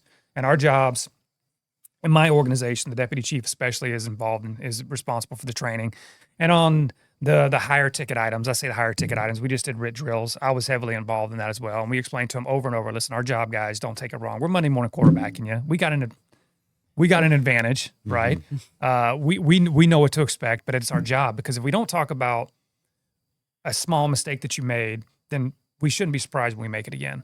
And I don't care whether it's in training or whether it's on a real call, you'll never do it perfect, ever. That's the nature of our job. So here's our opportunity to learn from it, so that when you're faced with it, not if, but when you're faced with it, but we constantly preach that philosophy. Here's the interesting thing that I was going to add to what you're saying. You're always going to have that challenge that you were talking about with people, because there's a human dynamic in it, and there's an ego involved in it. And if you really want to break that down and look at it close from a human instruction standpoint, go back to the boss, go back to the company officer, because he is the one that sets the tempo of they're just honest, or he's the one that sets the tempo and go, hey, listen to these guys. This is good stuff. Hey, you know, on that transfill, when you pull it out, that was a good point the chief brought up, or the captain brought up, right? There's always that human dynamic in it. And I'll add one more thing, then I'll stop, because I'm really going to rabbit holes. The next step to that is when people come up to you. I just had this happen 3 weeks ago. To this captain's credit, he come to me and my deputy chief. And he said, can I talk to y'all about it? Yeah. And he says, man, you know, sometimes when we do these hot washes, we feel like we're not doing anything right. And I'm like, okay, all right. You know, and it led to a discussion of how it was being communicated. And I'm like, well, how are you guys embracing it? How are the bosses embracing it? You know, are you guys embracing it, or are you taking a position like, you know, we made a bunch of mistakes? And it prompted a lot of really good discussion. But what it basically boiled down to is that no matter what you do at your position as a training officer, and I do position as at a level chief, if you don't have that company officer that has the same buy-in on what you're doing, the operational philosophy, which is going to be an ebb and flow, even in an organization that has an amazing culture like I have and you have, you're going to run into those challenges. And that when those challenges come up as a training officer, as a chief, and if we react emotionally, or we react on our egos, and then we get a little offended or be on the defense when my captain walks in and says, hey, you know, sometimes we feel like you guys saying we're always fucking up or we're not getting it right. Because my mind is, that is the furthest from the truth. It literally in my organization is, if you were to go to a fire, I'm going to brag on my guys here in the South End, not just my department here in the fire lines. If you go to a fire, I promise you'll be impressed with how well these firefighters operate. Like, they're really good at what they do, yet we're always dissecting them. So in my mind, I'm like, no, you guys are good. I would never.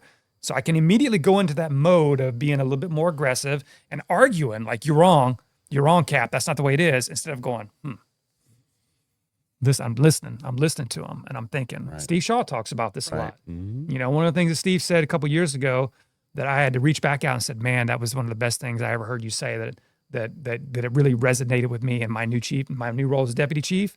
How I respond is going to define me. Mm-hmm. Have you ever heard Steve say that? And he was so right. He said, you know, especially in a chief position. So I've used that so much, because when I'm having that talk with my captain and deputy chief, I'm thinking, okay, how am I going to respond to this? Because my goal is to listen to him, really dissect what he's saying. Because if he's coming to me, a captain I respect, and he's sharing a very uncomfortable thing. Whether I think it's true or not, there's legitimacy to what he's saying, right? So how am I going to absorb that? And then more importantly, how am I going to respond back to him so that when he walks out of that office, because he is the most influential leader in my organization, is the captains, the company officers, how is he going to embrace the communications that we just had? Does that kind of make sense a little bit? Yeah, no doubt. But that's a level of the communication, the training, and kind of the, I don't want to say emotional intelligence. Maybe it's that's exactly what it is. Tactical communication, how that all plays in, that we as leaders in the organizations, we can really screw that part up, and we can take something that's so positive like that and really inadvertently and sometimes unknowingly as chiefs say and do the wrong things. Because once those those bosses go back to the other side of the building on the operation side, we don't have any control. Right. They are the most influential people in our organization, right? So how we handle them is going to have such a big impact. The pro tip is 2-second rule. That's what I call it. Count 2 seconds. Someone says something that emotionally triggers you. 1,001, 1,002. That gives you time to think of a And response. you got to know them, right? Take a break. You got to know what they are. You know what yours are, right? Oh, 100%. I know what yours are. Don't also. condescend me. Don't disrespect me. Don't talk down to me and be sarcastic. And frankly, sarcasm is probably the hardest thing for me to navigate, because that's just some people's character. You know, one of the best communication techniques that I've used in the last 4 or 5 years that I really probably wasn't using as a battalion chief as much is when that happens, I just get quiet. Yeah. Not 2 seconds, Silence. like for a long time. Yeah. I say for a long time, like 60 seconds. Yeah, and I'm just sitting here and you're talking. I'm just thinking. That's right. And I try to be very monotone. And if I'm mad, I would typically not respond. Now, that's different if I'm on the fire ground. Like I tell guys all the time, like, well, we're on the fire. There is no democracy on the fire ground. It's my way or the highway. And what I mean by that is that I'm going to take your input. And I'm going to make a decision, and we're going to move forward. We're not going to have a discussion about it, right? And that's the only part of my leadership that's like that. Everywhere else is very much, you know, I will stop and pause. And if something makes me mad, I won't respond. I'll sometimes wait a day. And I'll dial a friend. I'll call a friend. I mean, I've called him, my old boss, Jonathan Kinzig, who one of our very closest friends is a Shout mentor out of to mine. Kanzig. He asked to put his name out there tonight. Shout out to Kanzig. He's living a retired life now, but that emotional response of, you know, it has such an impact on what you're ultimately trying to do. And it reminds me of what, you know, Scott Thompson's talked about a lot is, you know, you start with the end in mind. And that has a lot to do with your communication. It has a lot to do with what Steve Shaw talks about, how you communicate. You can start with the end in mind, but if you communicate the wrong way, you can't pull it back, you know? Help me out a little bit. I've only been on this journey of being into the job for a few years, of getting to know the players in the game. And you keep saying Steve Shaw. I'm going to be totally honest with you. I have not heard the name yet. And that's not a knock on Steve Shaw, but like help educate me on like, where's this guy out of? Because you said his name about 12 times and I'm like, I don't know who this guy is. And I've read Scott Thompson's book, all of the other names you mentioned. I'm aware of all these people. Well, there's your homework assignment. Okay, I'll take Get him on your podcast. Take that one GTS off that, mine. Google that shit. Well, that's Steve what was is happening. retired from Fort Lauderdale Fire Department about a year ago. Went to work as a deputy chief. The town of Jupiter, which was covered by Palm Beach County, but has since broke off in Palm Beach County. So that's where Trump and Tiger Woods and one of the most wealthiest parts of Florida. Sure, high dollar. But he has a podcast for fire engineering, and DJ's got to know him Leadership really well. Perspectives, I think is what it's called or something. And he's come up to CFT. That's how I met him. He came up to the CFT conferences, and I've become friends with him over the years. And I kind of hooked DJ up with Steve when he became a training officer. I was like, hey man, reach out to this guy. Like he does a lot of really good training stuff, and he's just, you know, like I said before the podcast, you know, you have smart guys and you have intelligent guys. Yeah. And Steve is a very intelligent guy. Like you can tell, like his thought process, and but he's definitely I would consider one of the top guys in the fire service. Yep. When you're studying, you know, what chiefs do, how they communicate, you know, and he's very well grounded when it comes to the tactical stuff too. He's connected, like a lot of the guys that are obviously into the job, right? Sure. Well, I definitely got to look into the guy. Once again, everybody else, I've heard him talk on this podcast. So they'd be like, Steve is somehow he flew under the radar. So he's definitely worth taking a look into. I have to jump out and grab him.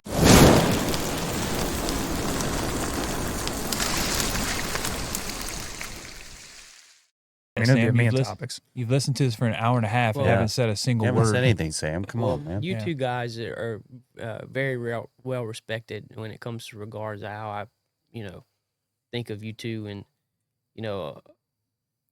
your engine nuggets class and lift. That was one of the first classes that I attended outside of my department, and like I said, it was groundbreaking for me, and to see you guys in the positions that you're in now, we talked about this earlier, is really and truly, and I find myself in this position at times, it's not enticing to get to a certain level in your organization, Yeah. And reflecting on that and getting you guys to reflect on that. How do we change that? How do we change that thought process? How do we get the guys that are good on the ground into these leadership positions to make that cultural change that we want to see in the fire service as a whole? That's a great question. I can tell you what If not you, then who? Yeah, and exactly, yeah. I can tell you, what we're doing in my organization, and we have these same conversations, because a big part of your legacy is what your department's going to do after you're gone, right? So I've got 5 years left because I'm doing exactly 10. I'll be 59, and I've said this over and over, whether I want to leave or not, I'm moving on to the next portion of my life because I understand life is short. Firefighters' lives especially are short, and I love this job with everything, but I also have other passions, which includes, my wife of 29 years and my 3 kids, right? So the question goes back to we're having the same conversations because when I leave, when I look back, the legacy that I'm going to leave is the position of the department is in as the fire chief. And it goes back to your question. So what do we do to entice guys to want to be a battalion chief? And then what do we do to entice guys to want to be the deputy chief or maybe even the fire chief? And then within that mix, in addition to what do you do to get them to entice it, how do you ensure that the right people are in the right places to have the opportunities to get those positions? Because unlike normal business, obviously we don't handpick and fire people at will. That's just not the way it works. We have unions, we have fair processes, and those unions and collective bargaining there are for a reason. Mm-hmm. And I agree with them. I'm a big union advocate. I still to this day, I retired local 2601 member out of Fort Walton, and I also. Yeah. And I also, oddly enough, I'm one of very few fire chiefs that pay union dues to our local. 3-digit. Sorry. And throwing me off track, DJ. Sorry. But it goes back to, how do you position the right people in the right places? So I made mention before the podcast, we have a very unique promotional process. Won't get too deep into it, but I'll make it really short. It's designed in a way to where if you punch the clock, and that's all you do, you'll never get promoted in our organization. It doesn't mean you're a bad person. I've got some amazing guys that just don't aspire to put the extra work in and to be what we envision as the right people for those positions. But they do an amazing job, and I would not trade them. But that being said, the ones that want to do a really good job, there's certain things they have to do to get promoted to position them. That's the first step in it. Well, the first step's the hiring process, right? We got a great hiring process. We hire people, not qualifications. And that's no line. That literally is we have bypassed firefighter paramedics to hire firefighters that aren't even EMTs and send them to school and invest in them because it's a 25+ year investment. Sure. Secondly, is a promotional process is to position the people in the right places. And thirdly, this is something we're doing different in a lot of organizations is how do you, to the core of your question, how do you entice, how do you encourage people to want to be chief officers? Well, one, this is going to be groundbreaking. You pay them. Right. You pay them what they're worth. Whoa. Which includes, as an Agreed. example, for battalion chiefs, you don't treat them differently than you treat the rank and file, which is a mistake that the state of Florida makes a lot of times. Mm-hmm. And this is why a lot of places, including the last job we retired from, the chiefs are in collective bargaining. We had our own union contract because of that. You treat them good. You pay them well. The second, and probably arguably more important, is you show that there's value. So when you get promoted to battalion chief in my organization, you are expected to be a part of developing the organization. You're expected to be a change agent, not just to be a change agent, but to evaluate all the stuff that we talk about. So if there's something on the forefront, here, I'll give you an example. I'm off today on bereavement leave, taking care of stuff. I popped into the station because you can't get away from the job, take care of business. And I told the deputy chief, said, hey, I'm hooking you up with a friend of mine who's the assistant fire chief at Okaloosa Island. I was just talking to him yesterday. They're way ahead of us when it comes to electrical vehicle fires, how to handle them, and everything else. I said, I want you to talk to him. We really need to get on this. See, let me know what you think, you know? So empowering guys to take on the projects and then listening to them, you know? And then as long as they're not out on left field, embracing them, empowering them, moving forward. But here's the key. You got to know what you're talking about. So when I'm having guys do that, I have to have a general understanding so that when they bring something to me, I've got to know whether it's in left field or not, right? Then it takes you to the deputy chief's position. I know this is going to surprise you. Pay them what they're worth. Right. You know, our deputy chief that we promoted, he got a significant pay raise, way higher than what I was making. But you know what? In order to get a good deputy chief, it has to be competitive with what they're competing in other departments. So pay them. And then secondly, empower them. And then you have to show that to the entire organization. Is that what you expect? That's what you want. And then it's amazing when you put the right people in the right places, you empower them, they see value in what they bring to the table, they're a part of positive change, and they're getting compensated well, and you have a servant-based leadership organization, which again, working in a small organization, we can do that easily than a large one. So, you know, if anybody's listening to this and they work in a large department, they go, yeah, I get it, but it's a lot harder. It's like talking to Steve Robertson. He's like, I'm sick of this culture shit. He goes, I work in a, you know, a 15, 2,000, 100,000 man department. It's not that easy. I was like, I get it, Steve. I would agree. I would not even want to tackle that bear. But in my organization, we can do it. Right. So that was a very long answer. And I guess maybe you can ask me that in 5 years. I'll tell you how it's played out. But I do believe, I sincerely believe that, that we can do it and that we're going to do it. You know, and I find myself in a position 6 months into it now. I've been talking the talk, and now I'm going to walk the walk. Ask me the question in 5 years. Okay. I'll tell you if I'm right or not. Yeah. But I do think those are, in the most basic sense of it, those are key elements to where you do that, you know. And here's the thing. We preach at the fire department, but I tell them all the time, just like I did when I came in as deputy chief, listen, I'm going to tell you, but don't take my word for it. I don't expect you to trust me if you don't know me and I'm just telling you something. What I do ask is you give me a chance to prove it to you. You know, and that's what we're doing right now. And this next phase in our fire department and me as the fire chief is that's one of mine and the deputy chief's goal. You understand when I said this? I didn't say my goal. It's mine and the deputy chief's and other chief's goals to do this. So give us time and let us prove it to you. So we'll see in the next couple of years when we have the next couple of rounds of guys as we're strategically trying to position the right people to compete for these positions. My goal is 5 years from now when we have 30% of our department that's eligible to retire in less than 3.5 years. So in that 3 to 5 year mark, we're going to have a major paradigm shift in our organization, and we're going to go from a heavy experienced department down to a mid to low experienced department. So we're proactively working to close that gap through training and to position people in the right places. So it's going to be really interesting, and I'm really excited to see how that's going to play out. Now, if we get 3-4 years from now and I don't have people interested and we don't have people in the right position, then we're clearly going to, what we're doing is not working. Right. But I think it is. I don't think it's rocket science. I really don't think it's rocket science. But I do think that when you move up in the ranks in the fire department, it's easily in defensive fire chiefs, man, it's easy to lose track of it. And in the short time I've been doing it, this job is so unbelievably different than what I was doing as the operations chief. You know, so I can be critical of it, but at the same time, I mean, I'm acknowledging that these other things. But the thing with me is I'm acknowledging, I know it's there, and I'm proactively decentralizing a lot of our duties to hopefully prevent me from getting pulled into something where I don't know what I don't know, if that makes sense, you know? Yeah. So that was a very, very long answer for your question. I don't know if that answered it or not. You're fine. I think I can I'm here add. till Saturday, so we're. I think I can add we a do it again couple. tomorrow night. We'll get part 2. And Go ahead, Chief. I think I can add a couple ingredients to that because I can't take his perspective, but I could just say I'm adjacent in the staff where I work. What I've noticed in the organization I'm in now is a few things that he mentioned. Servant leadership is at the top, right? Like if we're demonstrating that throughout leadership, that's more attractive to people to want to do that position, right? Because their servant leadership is innately empowering people.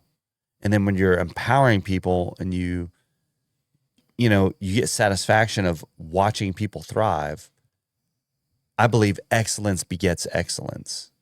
And I use this example all the time. It's I know snowballs to some degree. I know you're LSU country, okay? But I can't stand it. I'm a Notre Dame fan. I told that to Dennis Riley. He graduated from Penn State. I said I'm not going to hold that How against you. are you in Louisiana Okay. not an LSU fan? yeah, Well, that's a whole nother and podcast. Lafayette, like that's close enough to Baton Rouge. Nah, can't stand LSU. Sorry. So Anyway, go ahead. we could all agree in the South that Alabama is a dominant football team. Sure. Well, there's some science to that. Excellence begets excellence. So I think as excellence rises to the top, we train others under us by example. And then the other thing is intentional. Can't recall the word right now. It's not mentorship, but like you guys are intentionally developing guys to the next level. You can't be arbitrary about that. If you're a chief, you have to. I know my end game is 2 years out. I got to start finding people to pick.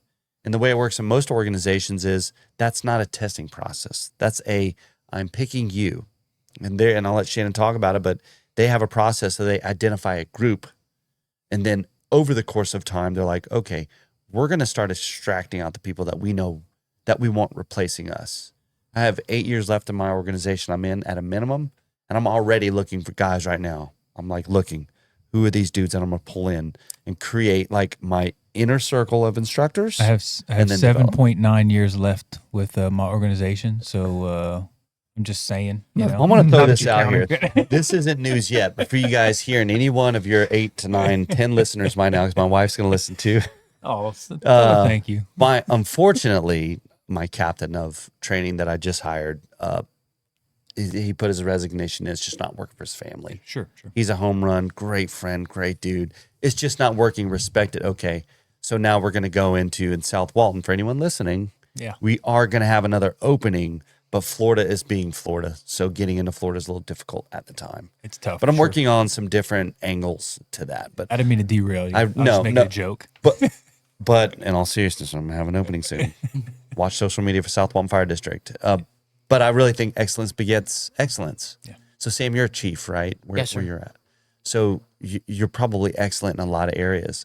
People are going to see that and emulate and admire that. Same with Shannon. Same with Chief Crawford where I work, Chief Hughes where I work. I mean, my whole staff where I work is just their servant leadership. That's one of the reasons why I was able to come there, because they're like, if you're not this, you don't belong. You know, I think that's one of the keys. And then it's going to recreate itself. But if we let douchebaggery promote up because they scored best on a test or whatever reason, we're going to run into problems. So, what we failed to mention, we're talking about, succession planning, putting the right people in the right places. Yeah. Is the value system, right? So there should be, and there is in successful organizations, certain sets of non-negotiables, right? So any good fire organization, any good organization, probably the forefront and the first most important one is your value system.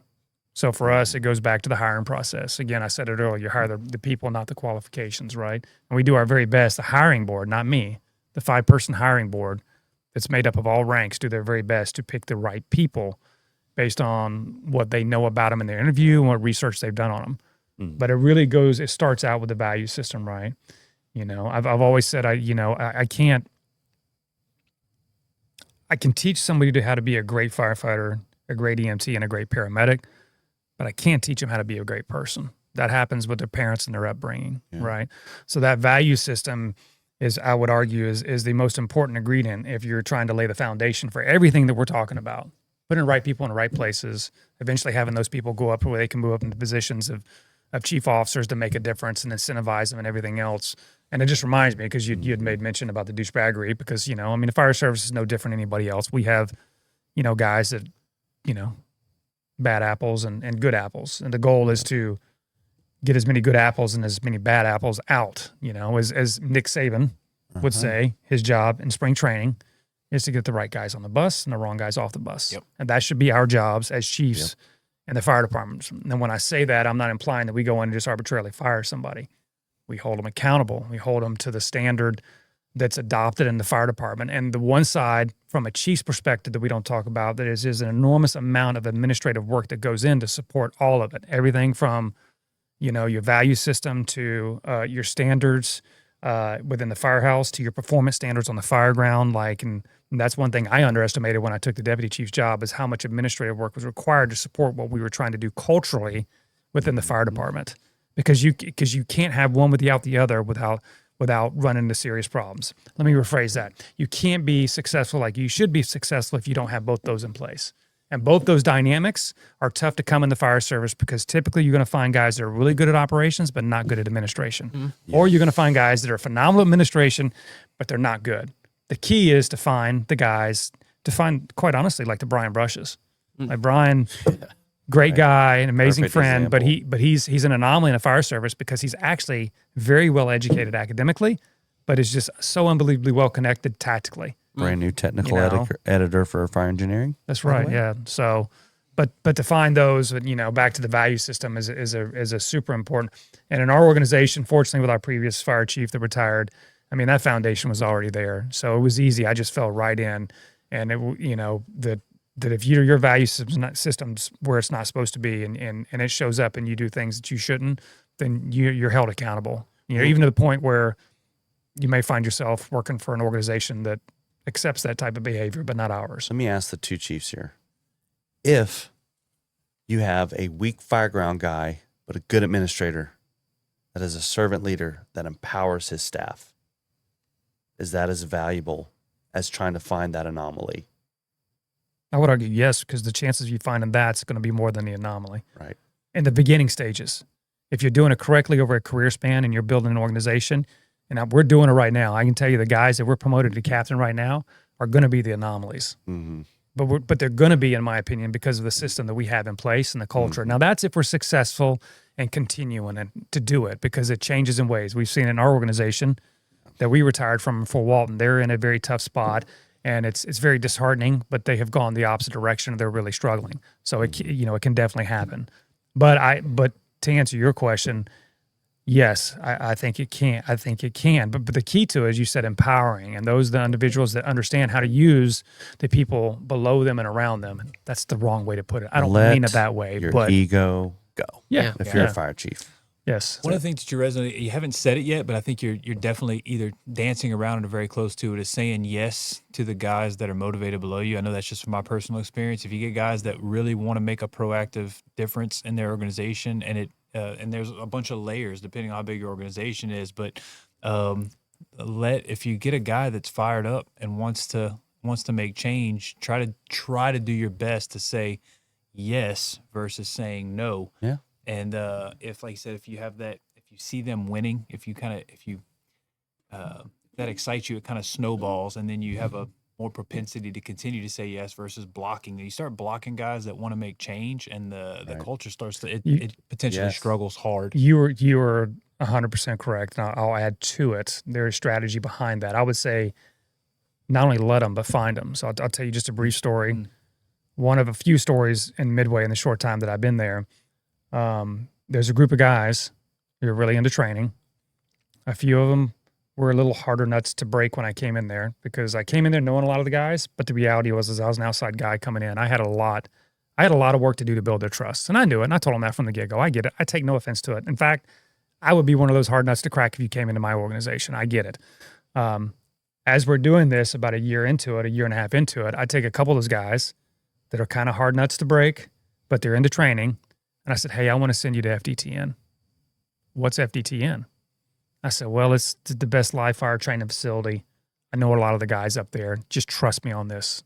Let us send you up there. Do you want to go train and you want to have fun? Well, of course, go to it. So we sent them up there. And of course, light bulb came on.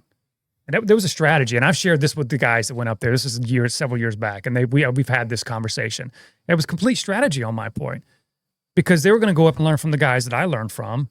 They're going to go up and be told the same things that they're hearing from me, but they need to hear it from somebody else.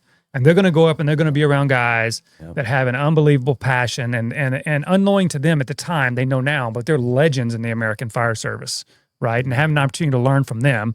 And a lot of the guys up there I know personally. So when they found out where are you from? And they, my name came up, they're like, oh, yeah, I know Shannon. So they got a little extra just interaction with them, which is super cool, right? And they came back and they were just pumped up. And I was so excited because that's exactly what I was hoping for. And then I said, what did you learn? They started, well, we should be doing this and we should be doing that. And I didn't tell them. I'm like, no shit, that's exactly what we're doing. So I said, well, what do you guys want to do? You want to build a training program? I want you to take what you learned up there. I want you to do it here. And they started doing that. Yeah. Fast forward years later, one of those guys is my deputy chief now. And he was probably, if you talk to the guys in my organization and they, if they're listening, they know exactly what I'm talking about. He was one of the most critical ones on me. He really was. But we were saying the same thing. But I had to earn his trust, and understandably so.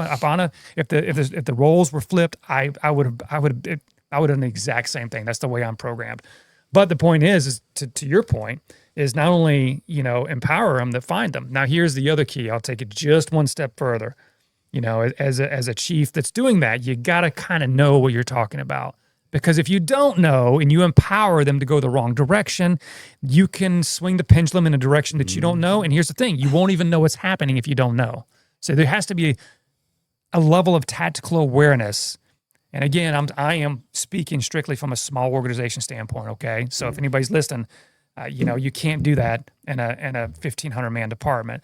But in a 50-man department, if you don't understand what the hell's going on, then you probably shouldn't be chief. If you can't run a fire, if you don't understand when the guys come back from FDTN about what they were teaching, what they should or should not be doing, we as chiefs probably have just a little bit more to learn, right? So you got to have that so you don't send these guys off in the wrong direction and inadvertently start taking your department down a direction you don't want it to go at, right? I could be off on this. I think the chiefs that tend to say no probably know that, and so that's why they say no, because they fear letting a guy go when they're not quite sure what it is that fired up individual's doing. So they take the safe position of, we'll just continue down the path we've always been continuing. It's the egos. Yeah. Egos. If we're all being honest with ourselves, even the four of us sitting here, that's we got to struggle with it because our egos can really do that. And the guys that are unsure of their abilities, in my experiences over the years, is their egos tend to make a lot of those decisions. And the further we get into it, you ever heard good luck breeds complacency? We talk about that on the fire ground and everything else, but it also goes into, us as leaders and, good luck. Let's not say good luck breeds complacency on leadership. Let's say enabled behavior. That's probably a better way to put it. And in each rank that you go up in the fire department, there's less and less accountability. That's the reality. We don't want to talk about it. You as a firefighter make a decision, I'm going to hold you accountable. But him as a battalion chief, I'm not going to follow. Because really, there's nobody really watching him. The point is, here's the point I'm taking is when you have that behavior, it becomes enabled. All of us have been on the job long enough. We've seen it with various ranks, upper ranks in the fire department. And then that's when your egos start making decisions. You start going down the path because you don't know. You're just going to keep going the track. And then you really go down the path of not knowing what you don't know. But I'll let you in a little clue that you guys already know. Everybody else fucking knows because they're talking about it behind you. You just don't never hear from them. Sure.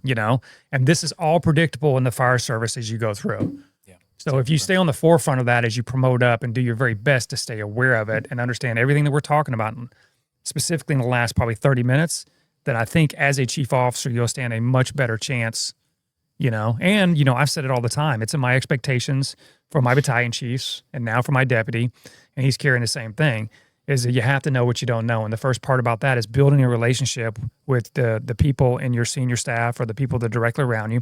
Let's call it as your company officer, building that with your company members, your driver and your 2 firefighters or whatever your staffing is. Let's call it as a battalion chief. Let's call it as your company officers or maybe your senior guys.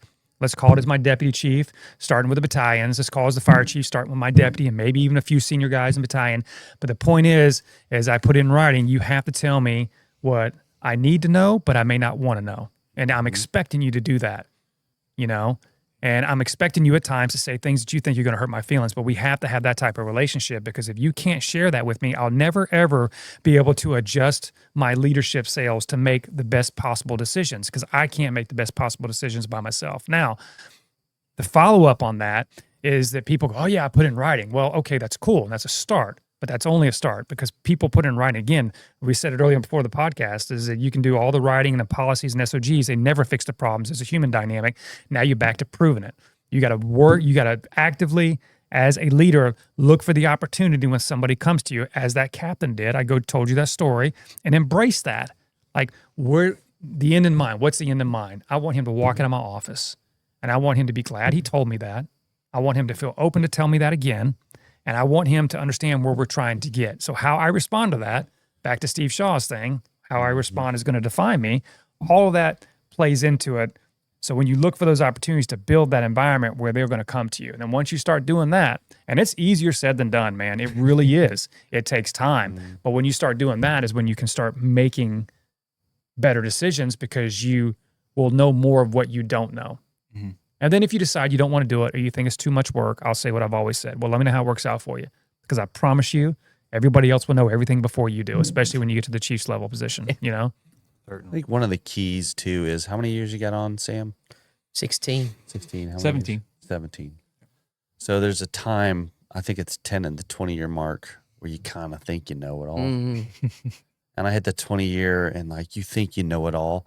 Well, the good thing about what maybe we do sitting at this table, and I encourage everybody listening to do, is get outside of your bubble. Mm. Because what that does is keeps you humble on what you don't know. Mm.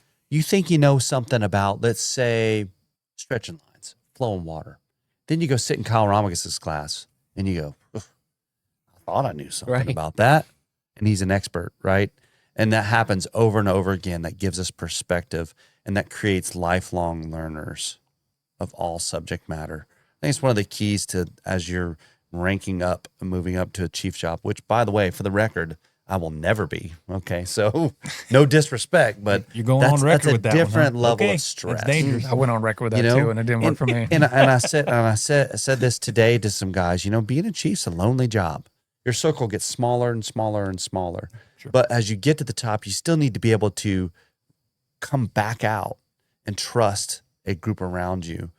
And what you're doing builds that ability to trust and relate.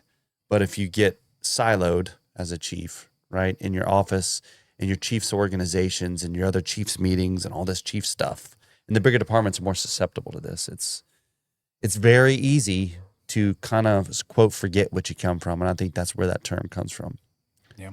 But if you stay a lifelong learner and you're humble, and we're empowering those that we could trust around us, we're building that team of trustworthy people that we can comfortably hand that off, hand it off, right? We have to be able to let go. Yeah. And I know brother's learning it right now, and I'm learning it right now in my position. Mm. I've got to let it go and not think that they expect me to do everything. I kind of thought that coming to my organization, well, they hire me to do this, so I got to do everything. And I go, real quick, I learned I can't. Like, there is no way. I spend 3 to 4 hours a morning, 4 days a week, just responding to emails and following up on stuff because it's administrative. And I'll leave you with this last thought. What I've learned in the last year and a half, being closer to administration than I was as a battalion, fully committed administration, is without proper administration, the street doesn't happen the way it should. So if we're doing our jobs as administrators, because that's what you guys are, whether you want to believe it or not, we're administrating things, we're putting people in positions, you're building that organization. If you don't do that well, there's going to be dysfunction on the ground turning out for calls because they don't have the right equipment. Things aren't being served properly. The guys don't have what they need, or maybe the radio system's screwed up, or the dispatch, or whatever it is. It all harkens back to our ability to proficiently navigate administration. It's not championing either or, but we got to understand, well, I got to get better at that, and I got to empower the dudes to do the street stuff that we really love to do, that we got in to do. That's not where we're at right now. That's the way I feel like I'm in the position right now where I'm at. So here's what we're going to tie it up with. It's something that you want to talk about. I assume that y'all both want to talk about it, and it's something that I always end the podcast with. So we're going to make this the final 2 questions, but it's also probably going to lead to some discussion because I know that y'all want to discuss it. But I always ask, who are your mentor or mentors, and why? And I said it before the podcast.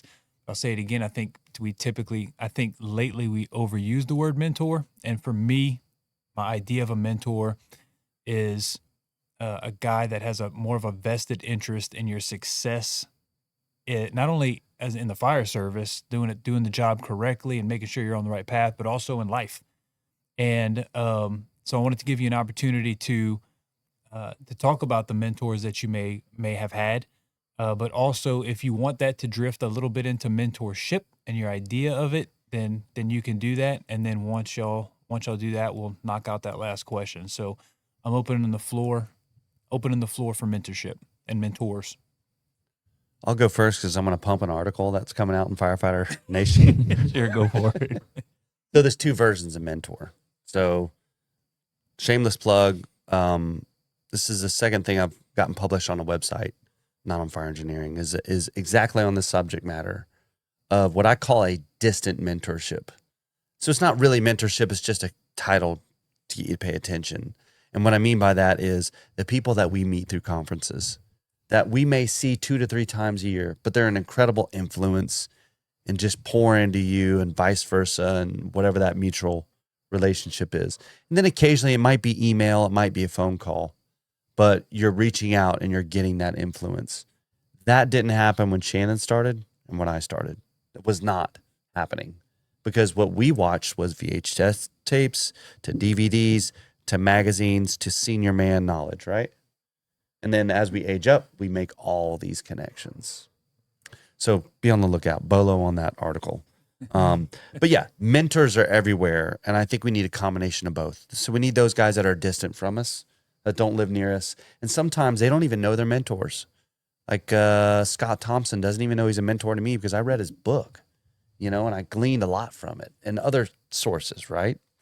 I want to stop you real quick to say that I think you hit on it when you said influences. I have a lot of influences, a ton of people that have influenced me, but I cannot call them mentors because I haven't even had conversations with these people. So I think influence is a good, or distant mentor is a good word for it. I'm sorry, I didn't mean to derail influence. You're exactly right. So it's a matter of semantics of words. It is. It really is. So that would be an influence. I would say a mentor would be, for me, this guy right here, obviously. I am who I am because of his example. I didn't work with my dad. I love my dad. I knew his reputation, but he wasn't the guy that steered me. This dude steered me. I avoided 90% of pitfalls all throughout my career because the guidance, he probably didn't even know he was doing. It's just general, sharing knowledge, gentle encouragements, sometimes strong encouragements. But that's important. You need that, For me, it would be him. We joked about Jonathan Kanzig earlier. He's the one that kind of gave me what do you got to lose for testing to go further to the battalion, testing to go further over here to South Walton. It's like, what do you got to lose? If not you, then who?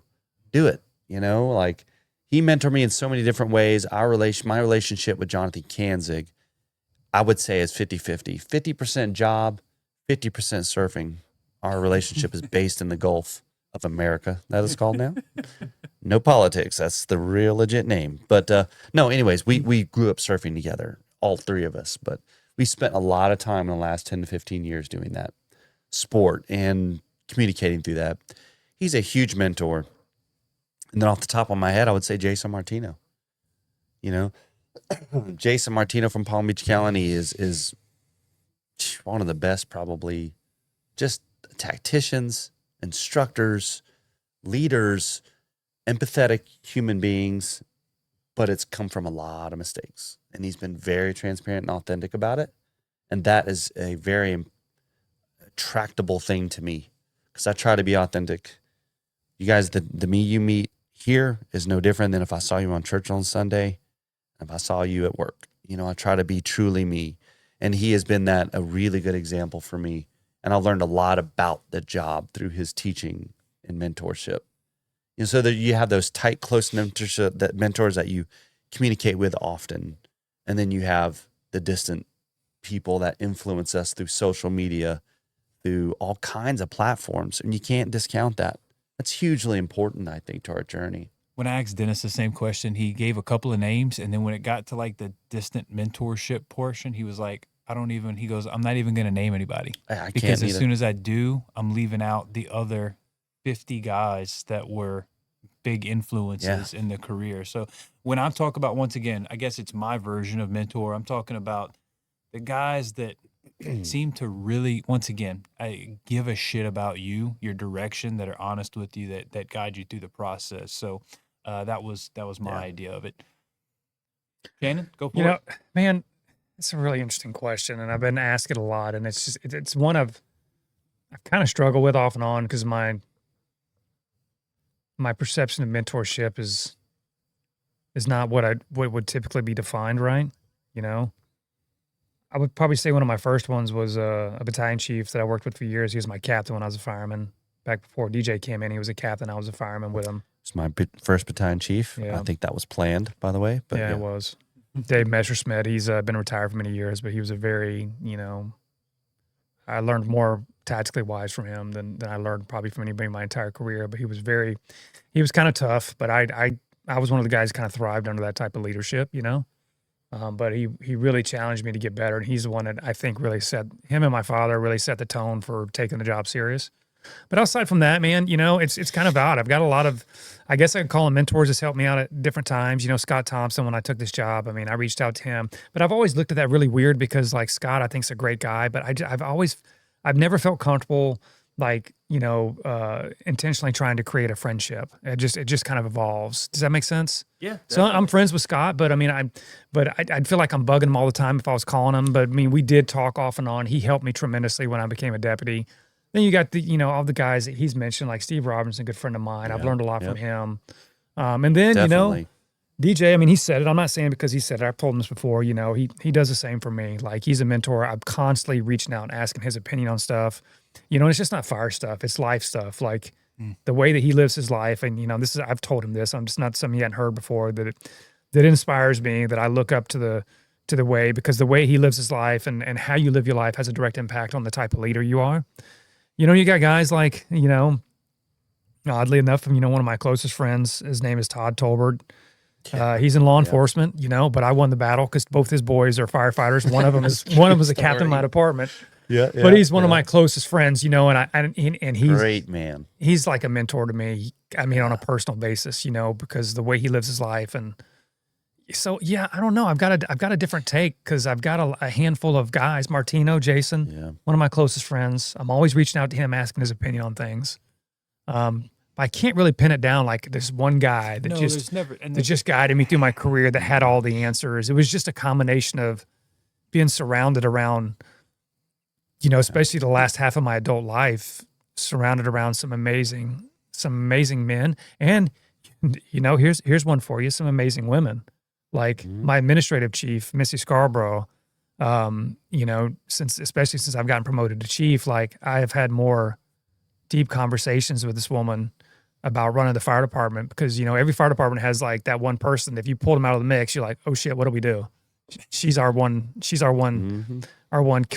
key that if we pulled out. But I mean, she's helped me immensely, and I am always down. I mean, if I had to put a number to how many questions I've asked her in the last 5 years, it's in the thousands. And I usually start the conversation every week, say, hey, I'm sorry, I'm going to ask you so many questions. She's like, no, what? I'm like, but I mean, it's just all over the place. Like I get so much out of different people that, I have a hard time answering that question because it's just all over the place. You know what I'm saying? Yeah. When Corley asked me like, what boots do you want to be in for one day? It's like, that's such an there's questions that are tough. I mean, I answered it, but it was Right. Some of them I was weeks. I knew that question was coming and I just couldn't, it just never came to me. It's difficult. It's nebulous. Would you suggest maybe it changes? Yeah. It might have been different a year ago, It does 2 years, change. 5 years ago. It'd be different because I think friends are kind of like seasons of life. Sometimes you have them for a long time. Sometimes people come and go quickly, but they all have an impact. Sam said the exact same. He almost said almost verbatim what you just said when I asked him the same question. He said, I've had different people that were important. He said, you said, I think you need different people at different points in your life, and he's had those people, and he explained. Absolutely. That's a good point. So, okay, mentorship, good on that. Yeah, I don't know if we wanted to go down any rabbit holes, but all right. So the last question before we wrap is something you've probably been asked before.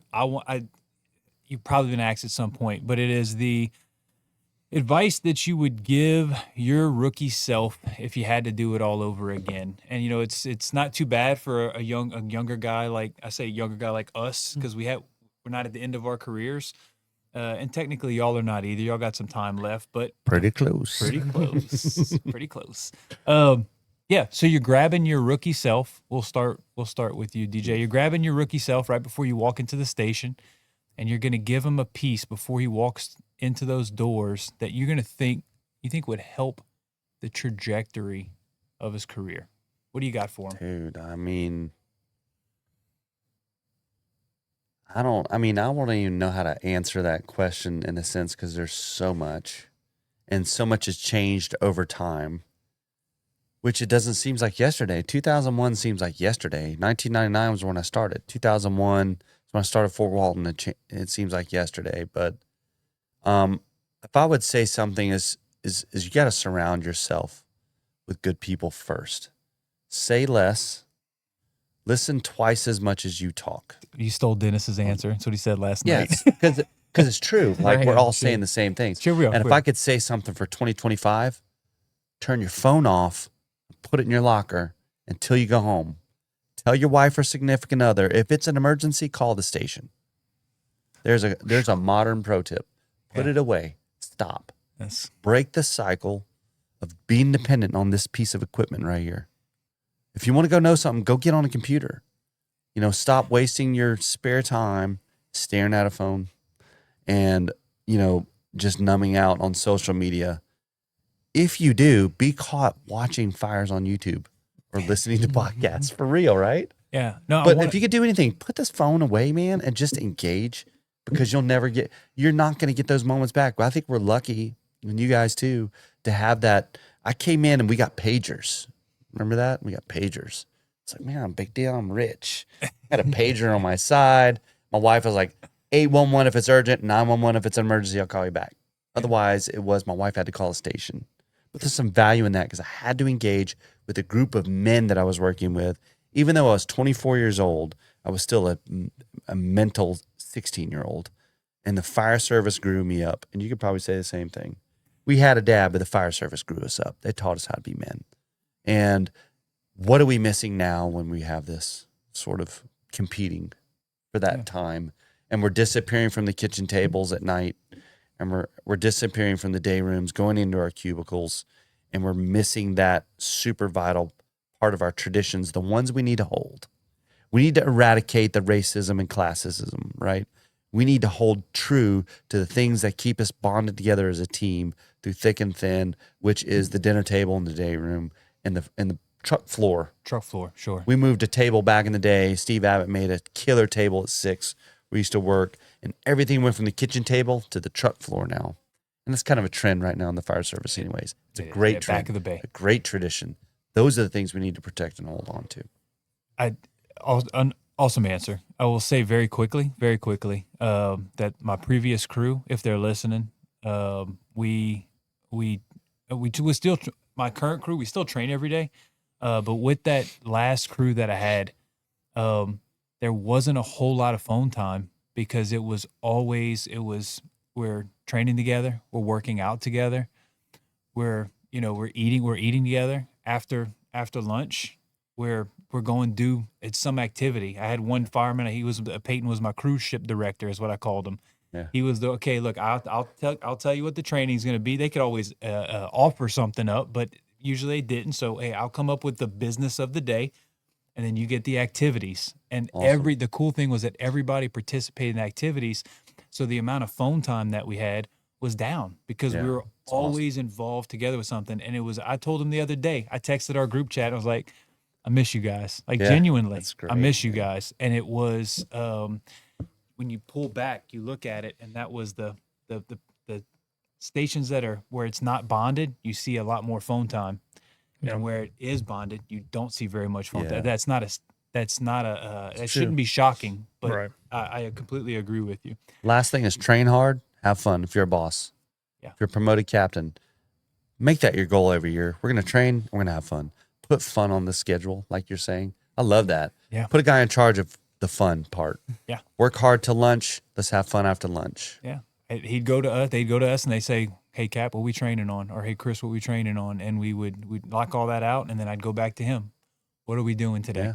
Pickleball. All right. Yeah, dude. What are we doing We today? did pickleball. We Spade. did wall ball Yeah. in the station, old school wall ball. That was our fitness for a while back Yeah. in the day. The fun thing about Football. him is he had ADD, or ADHD, so you never knew what the game was going to be. It was always he'd be really That's into like awesome. that's like pop darts, and he was Love it. all in on Love something, and then the next week that's out. He's on to the next thing. So it kept the activities Yeah, fresh. not He was- video games. Is there like well, physical activity. I'm going to be honest with you. So we did work out and we did train, but sometimes it was video games. Sometimes it was, hey, let's just get together and play Call of Duty. But we were together. Oh, dude, Everybody man. was involved with it. I never So, got in the anyway. video game thing, but the dudes, when I was battalion and captain, like they brought in their own gear.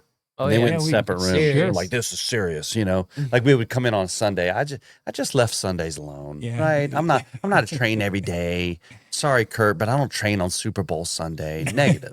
There's some things that are sacred in the fire service. Sundays and holidays are too. Yeah. So I just left that alone. But dudes would come in with their TVs, man, and they'd be in different rooms and their headsets and talking with the lisp and like getting after the video games. And I'm like, I can't get on with it, but I'll go for it, you know, Yeah. as long as y'all are having Yeah, fun. Stop so. talking bad about me. You're attacking me directly. I'm editing this whole piece Have out. fun. I'm editing this whole. I'm Train making hard, have I'm fun. gonna edit it to where you say that you do love video games. That's what I'll do. That's cool. All right. Everybody who knows me will know that's false. That's not that.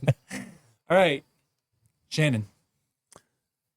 That's a good question. And I say that because, you know, I have a 17-year-old who graduates in a couple months, and my youngest. And Yeah, you almost get to kind of live this one out here pretty soon. I kind of Yep. am right now, honestly, because Sure. he's wanted to be a firefighter for 3 or 4 years now, for a good bit, you know, and he's done some cadet stuff. And we always predicted out of 3 of my kids, if there was anyone going to do it, it was going to be him, because he was the one that was always the biggest attitude. And I had to really Fearless. The kid is fearless. I had to stay on him all the time. Great kid. Like every parent says it, but he's really a great kid. But he's one of these really driven kids that if he doesn't have some good, strong mentorship, you know, his energy could go a different direction.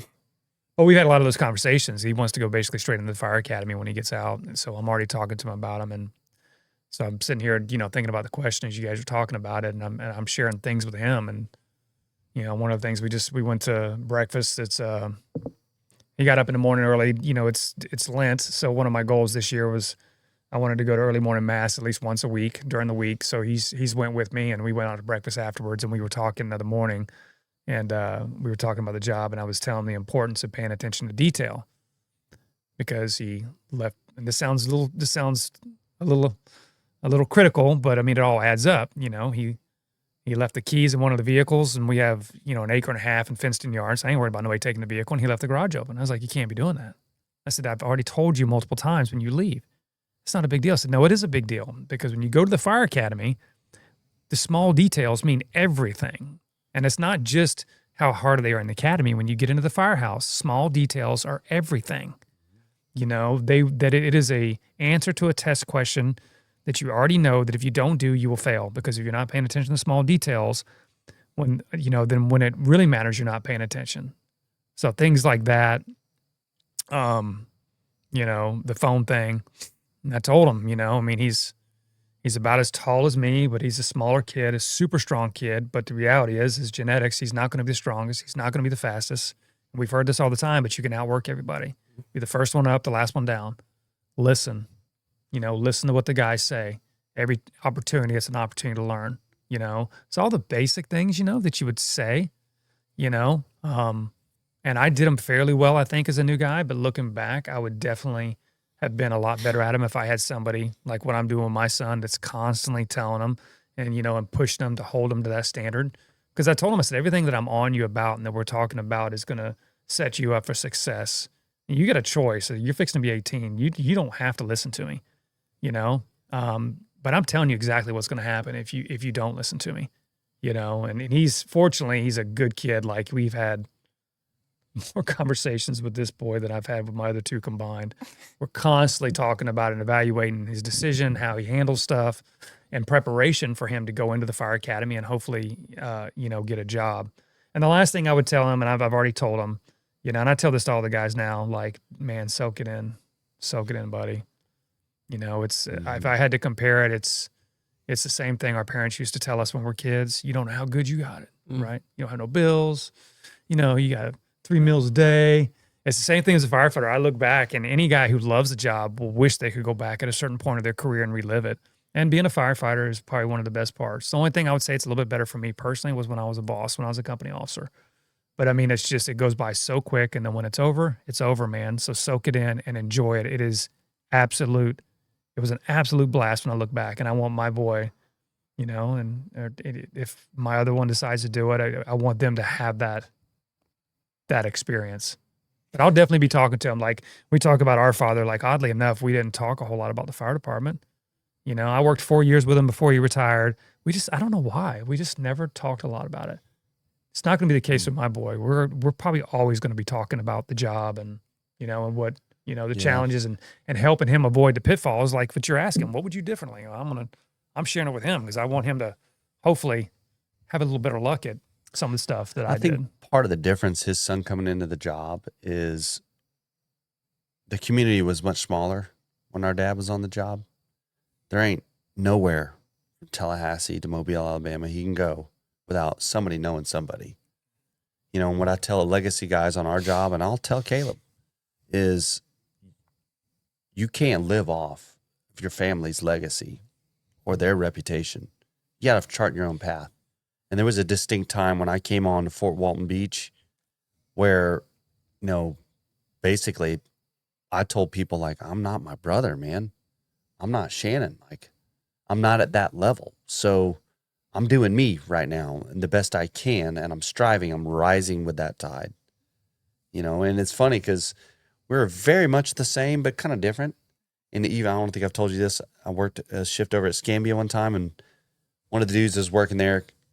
You know, he's a jobber, like whatever. He comes up to me, he's like, hey, brother worked here about a month ago, because we work part-time. We go wherever we choose. He's like, man, you're a lot different than your brother. He's a bit more stoic, you know, in a lot of ways. And I might be a little bit more talky in some circumstances, perhaps. But yeah, he's like, oh, you're very distant. I'm like, yeah, like we're different people. But believe me, our philosophies are pretty much the same thing, but we're different humans. And it's the same thing for Caleb coming on the job, right? Like, listen, no one's giving you a free pass because your dad or your uncle's on the job, or your grandpa was on the job, or you know somebody here or there. It doesn't matter. You got to chart your own path. And they're going to be watching you, not your legacy. Well, I remember Dad gave me I do remember a piece of advice he gave me, the few things he did on the fire service when I came in. He said, son, he said, your last name's going to help you get a job. He said, but you're the one that has to keep it. Ooh, that's good. Yeah, I remember him thinking That's that really because good. I was like, because I remember he said that because I was based off a conversation like I don't want to be given any special treatment because of who you are. And he's like, well, the reality is you know you probably may get on a little easier because of your name, but it ain't gonna keep you on. That's you're the one to have to do that, son. I'm like, okay, Yeah, that's good. and that's that. And I think that's legitimate advice for my son when he gets in. Mm-hmm. If he stays in this area, I do think his last name will probably help him. Will most definitely help him. However, once he gets on, I think there's gonna be some high expectations, and he's gonna have to live up to them, or he's, you know, or he'll find himself working somewhere he doesn't want to work. Well, you know, it's interesting. Our nephew, what we didn't say is our nephew, Justin Henry, is on the job in the Air Force. He's an Air Force fireman. Okay. And he started in Alaska, and he's back here in Eglin. He loves the job, you know. DOD's a little different, you know, and he knows that. But I never told you this, but he felt the weight of his uncles being on the job. So when he came in the job, he's just like nervous, kind of. I remember that conversation about being nervous. I'm like, Justin, man, you know, just do you. Like, it's going to be good. Like, we're going to help you get there. Like, you have our resources, everybody else that we know. Fast forward to now, he was awarded Firefighter of the Year for the DOD Air Force wide. Oh, That's a awesome. big deal. Yeah. Yeah. And he's got another life-saving award because he helped pull a lady out of a car wreck over here. But he's just naturally inclined to pursue that, you know, excellence. And not because of us, but I think the pressure helped him rise to the occasion, you know. And he charted his own path. Maybe kind of set the example, right? Yeah. In his own right in the Air Force, he's carving his name is known in much higher levels than as a firefighter in the Air Force, which is huge. Right. You know, so extremely proud of Justin Yeah, and definitely. his efforts. But those are the kind of the positive parts of that little bit of that stress and pressure of charting the path for yourself and working hard, right? So Excellent. Chiefs, I think we're going to wrap it unless you have any final thoughts. Yo, we probably should. probably. Look, like I said, each one of y'all could go in easy 2 hours and not even sweat, but we're gonna tie it up right here. Once again, I said it at the beginning. I'm ridiculously humbled. I never thought I'd even remotely see myself doing a podcast with the Stone Brothers. Zero chance. Come on, man. and- Don't cut yourself short. Yeah, Dude, it's we're just humbled not- that you even asked us because we weren't doing anything No but hanging doubt. out. So if you watching with the new In fact, ER, the pit or whatever. That's my wife. I'll probably be asleep right now. I'm kidding. So I appreciate you joining us, and it's so cool that y'all both came together. That was also pretty dang cool. And then we got Sam just enjoying vacation, popping in with us too. So There you go. maybe y'all can connect back up at Small Town this year. We'll see. But that is going to conclude this next episode of another episode of the Dragons Den podcast. And once again, thank you, gentlemen, for coming out. Awesome. Thanks, Chris. Thanks, Chris. Appreciate it. Thanks, Sam. Appreciate it, Okay. guys.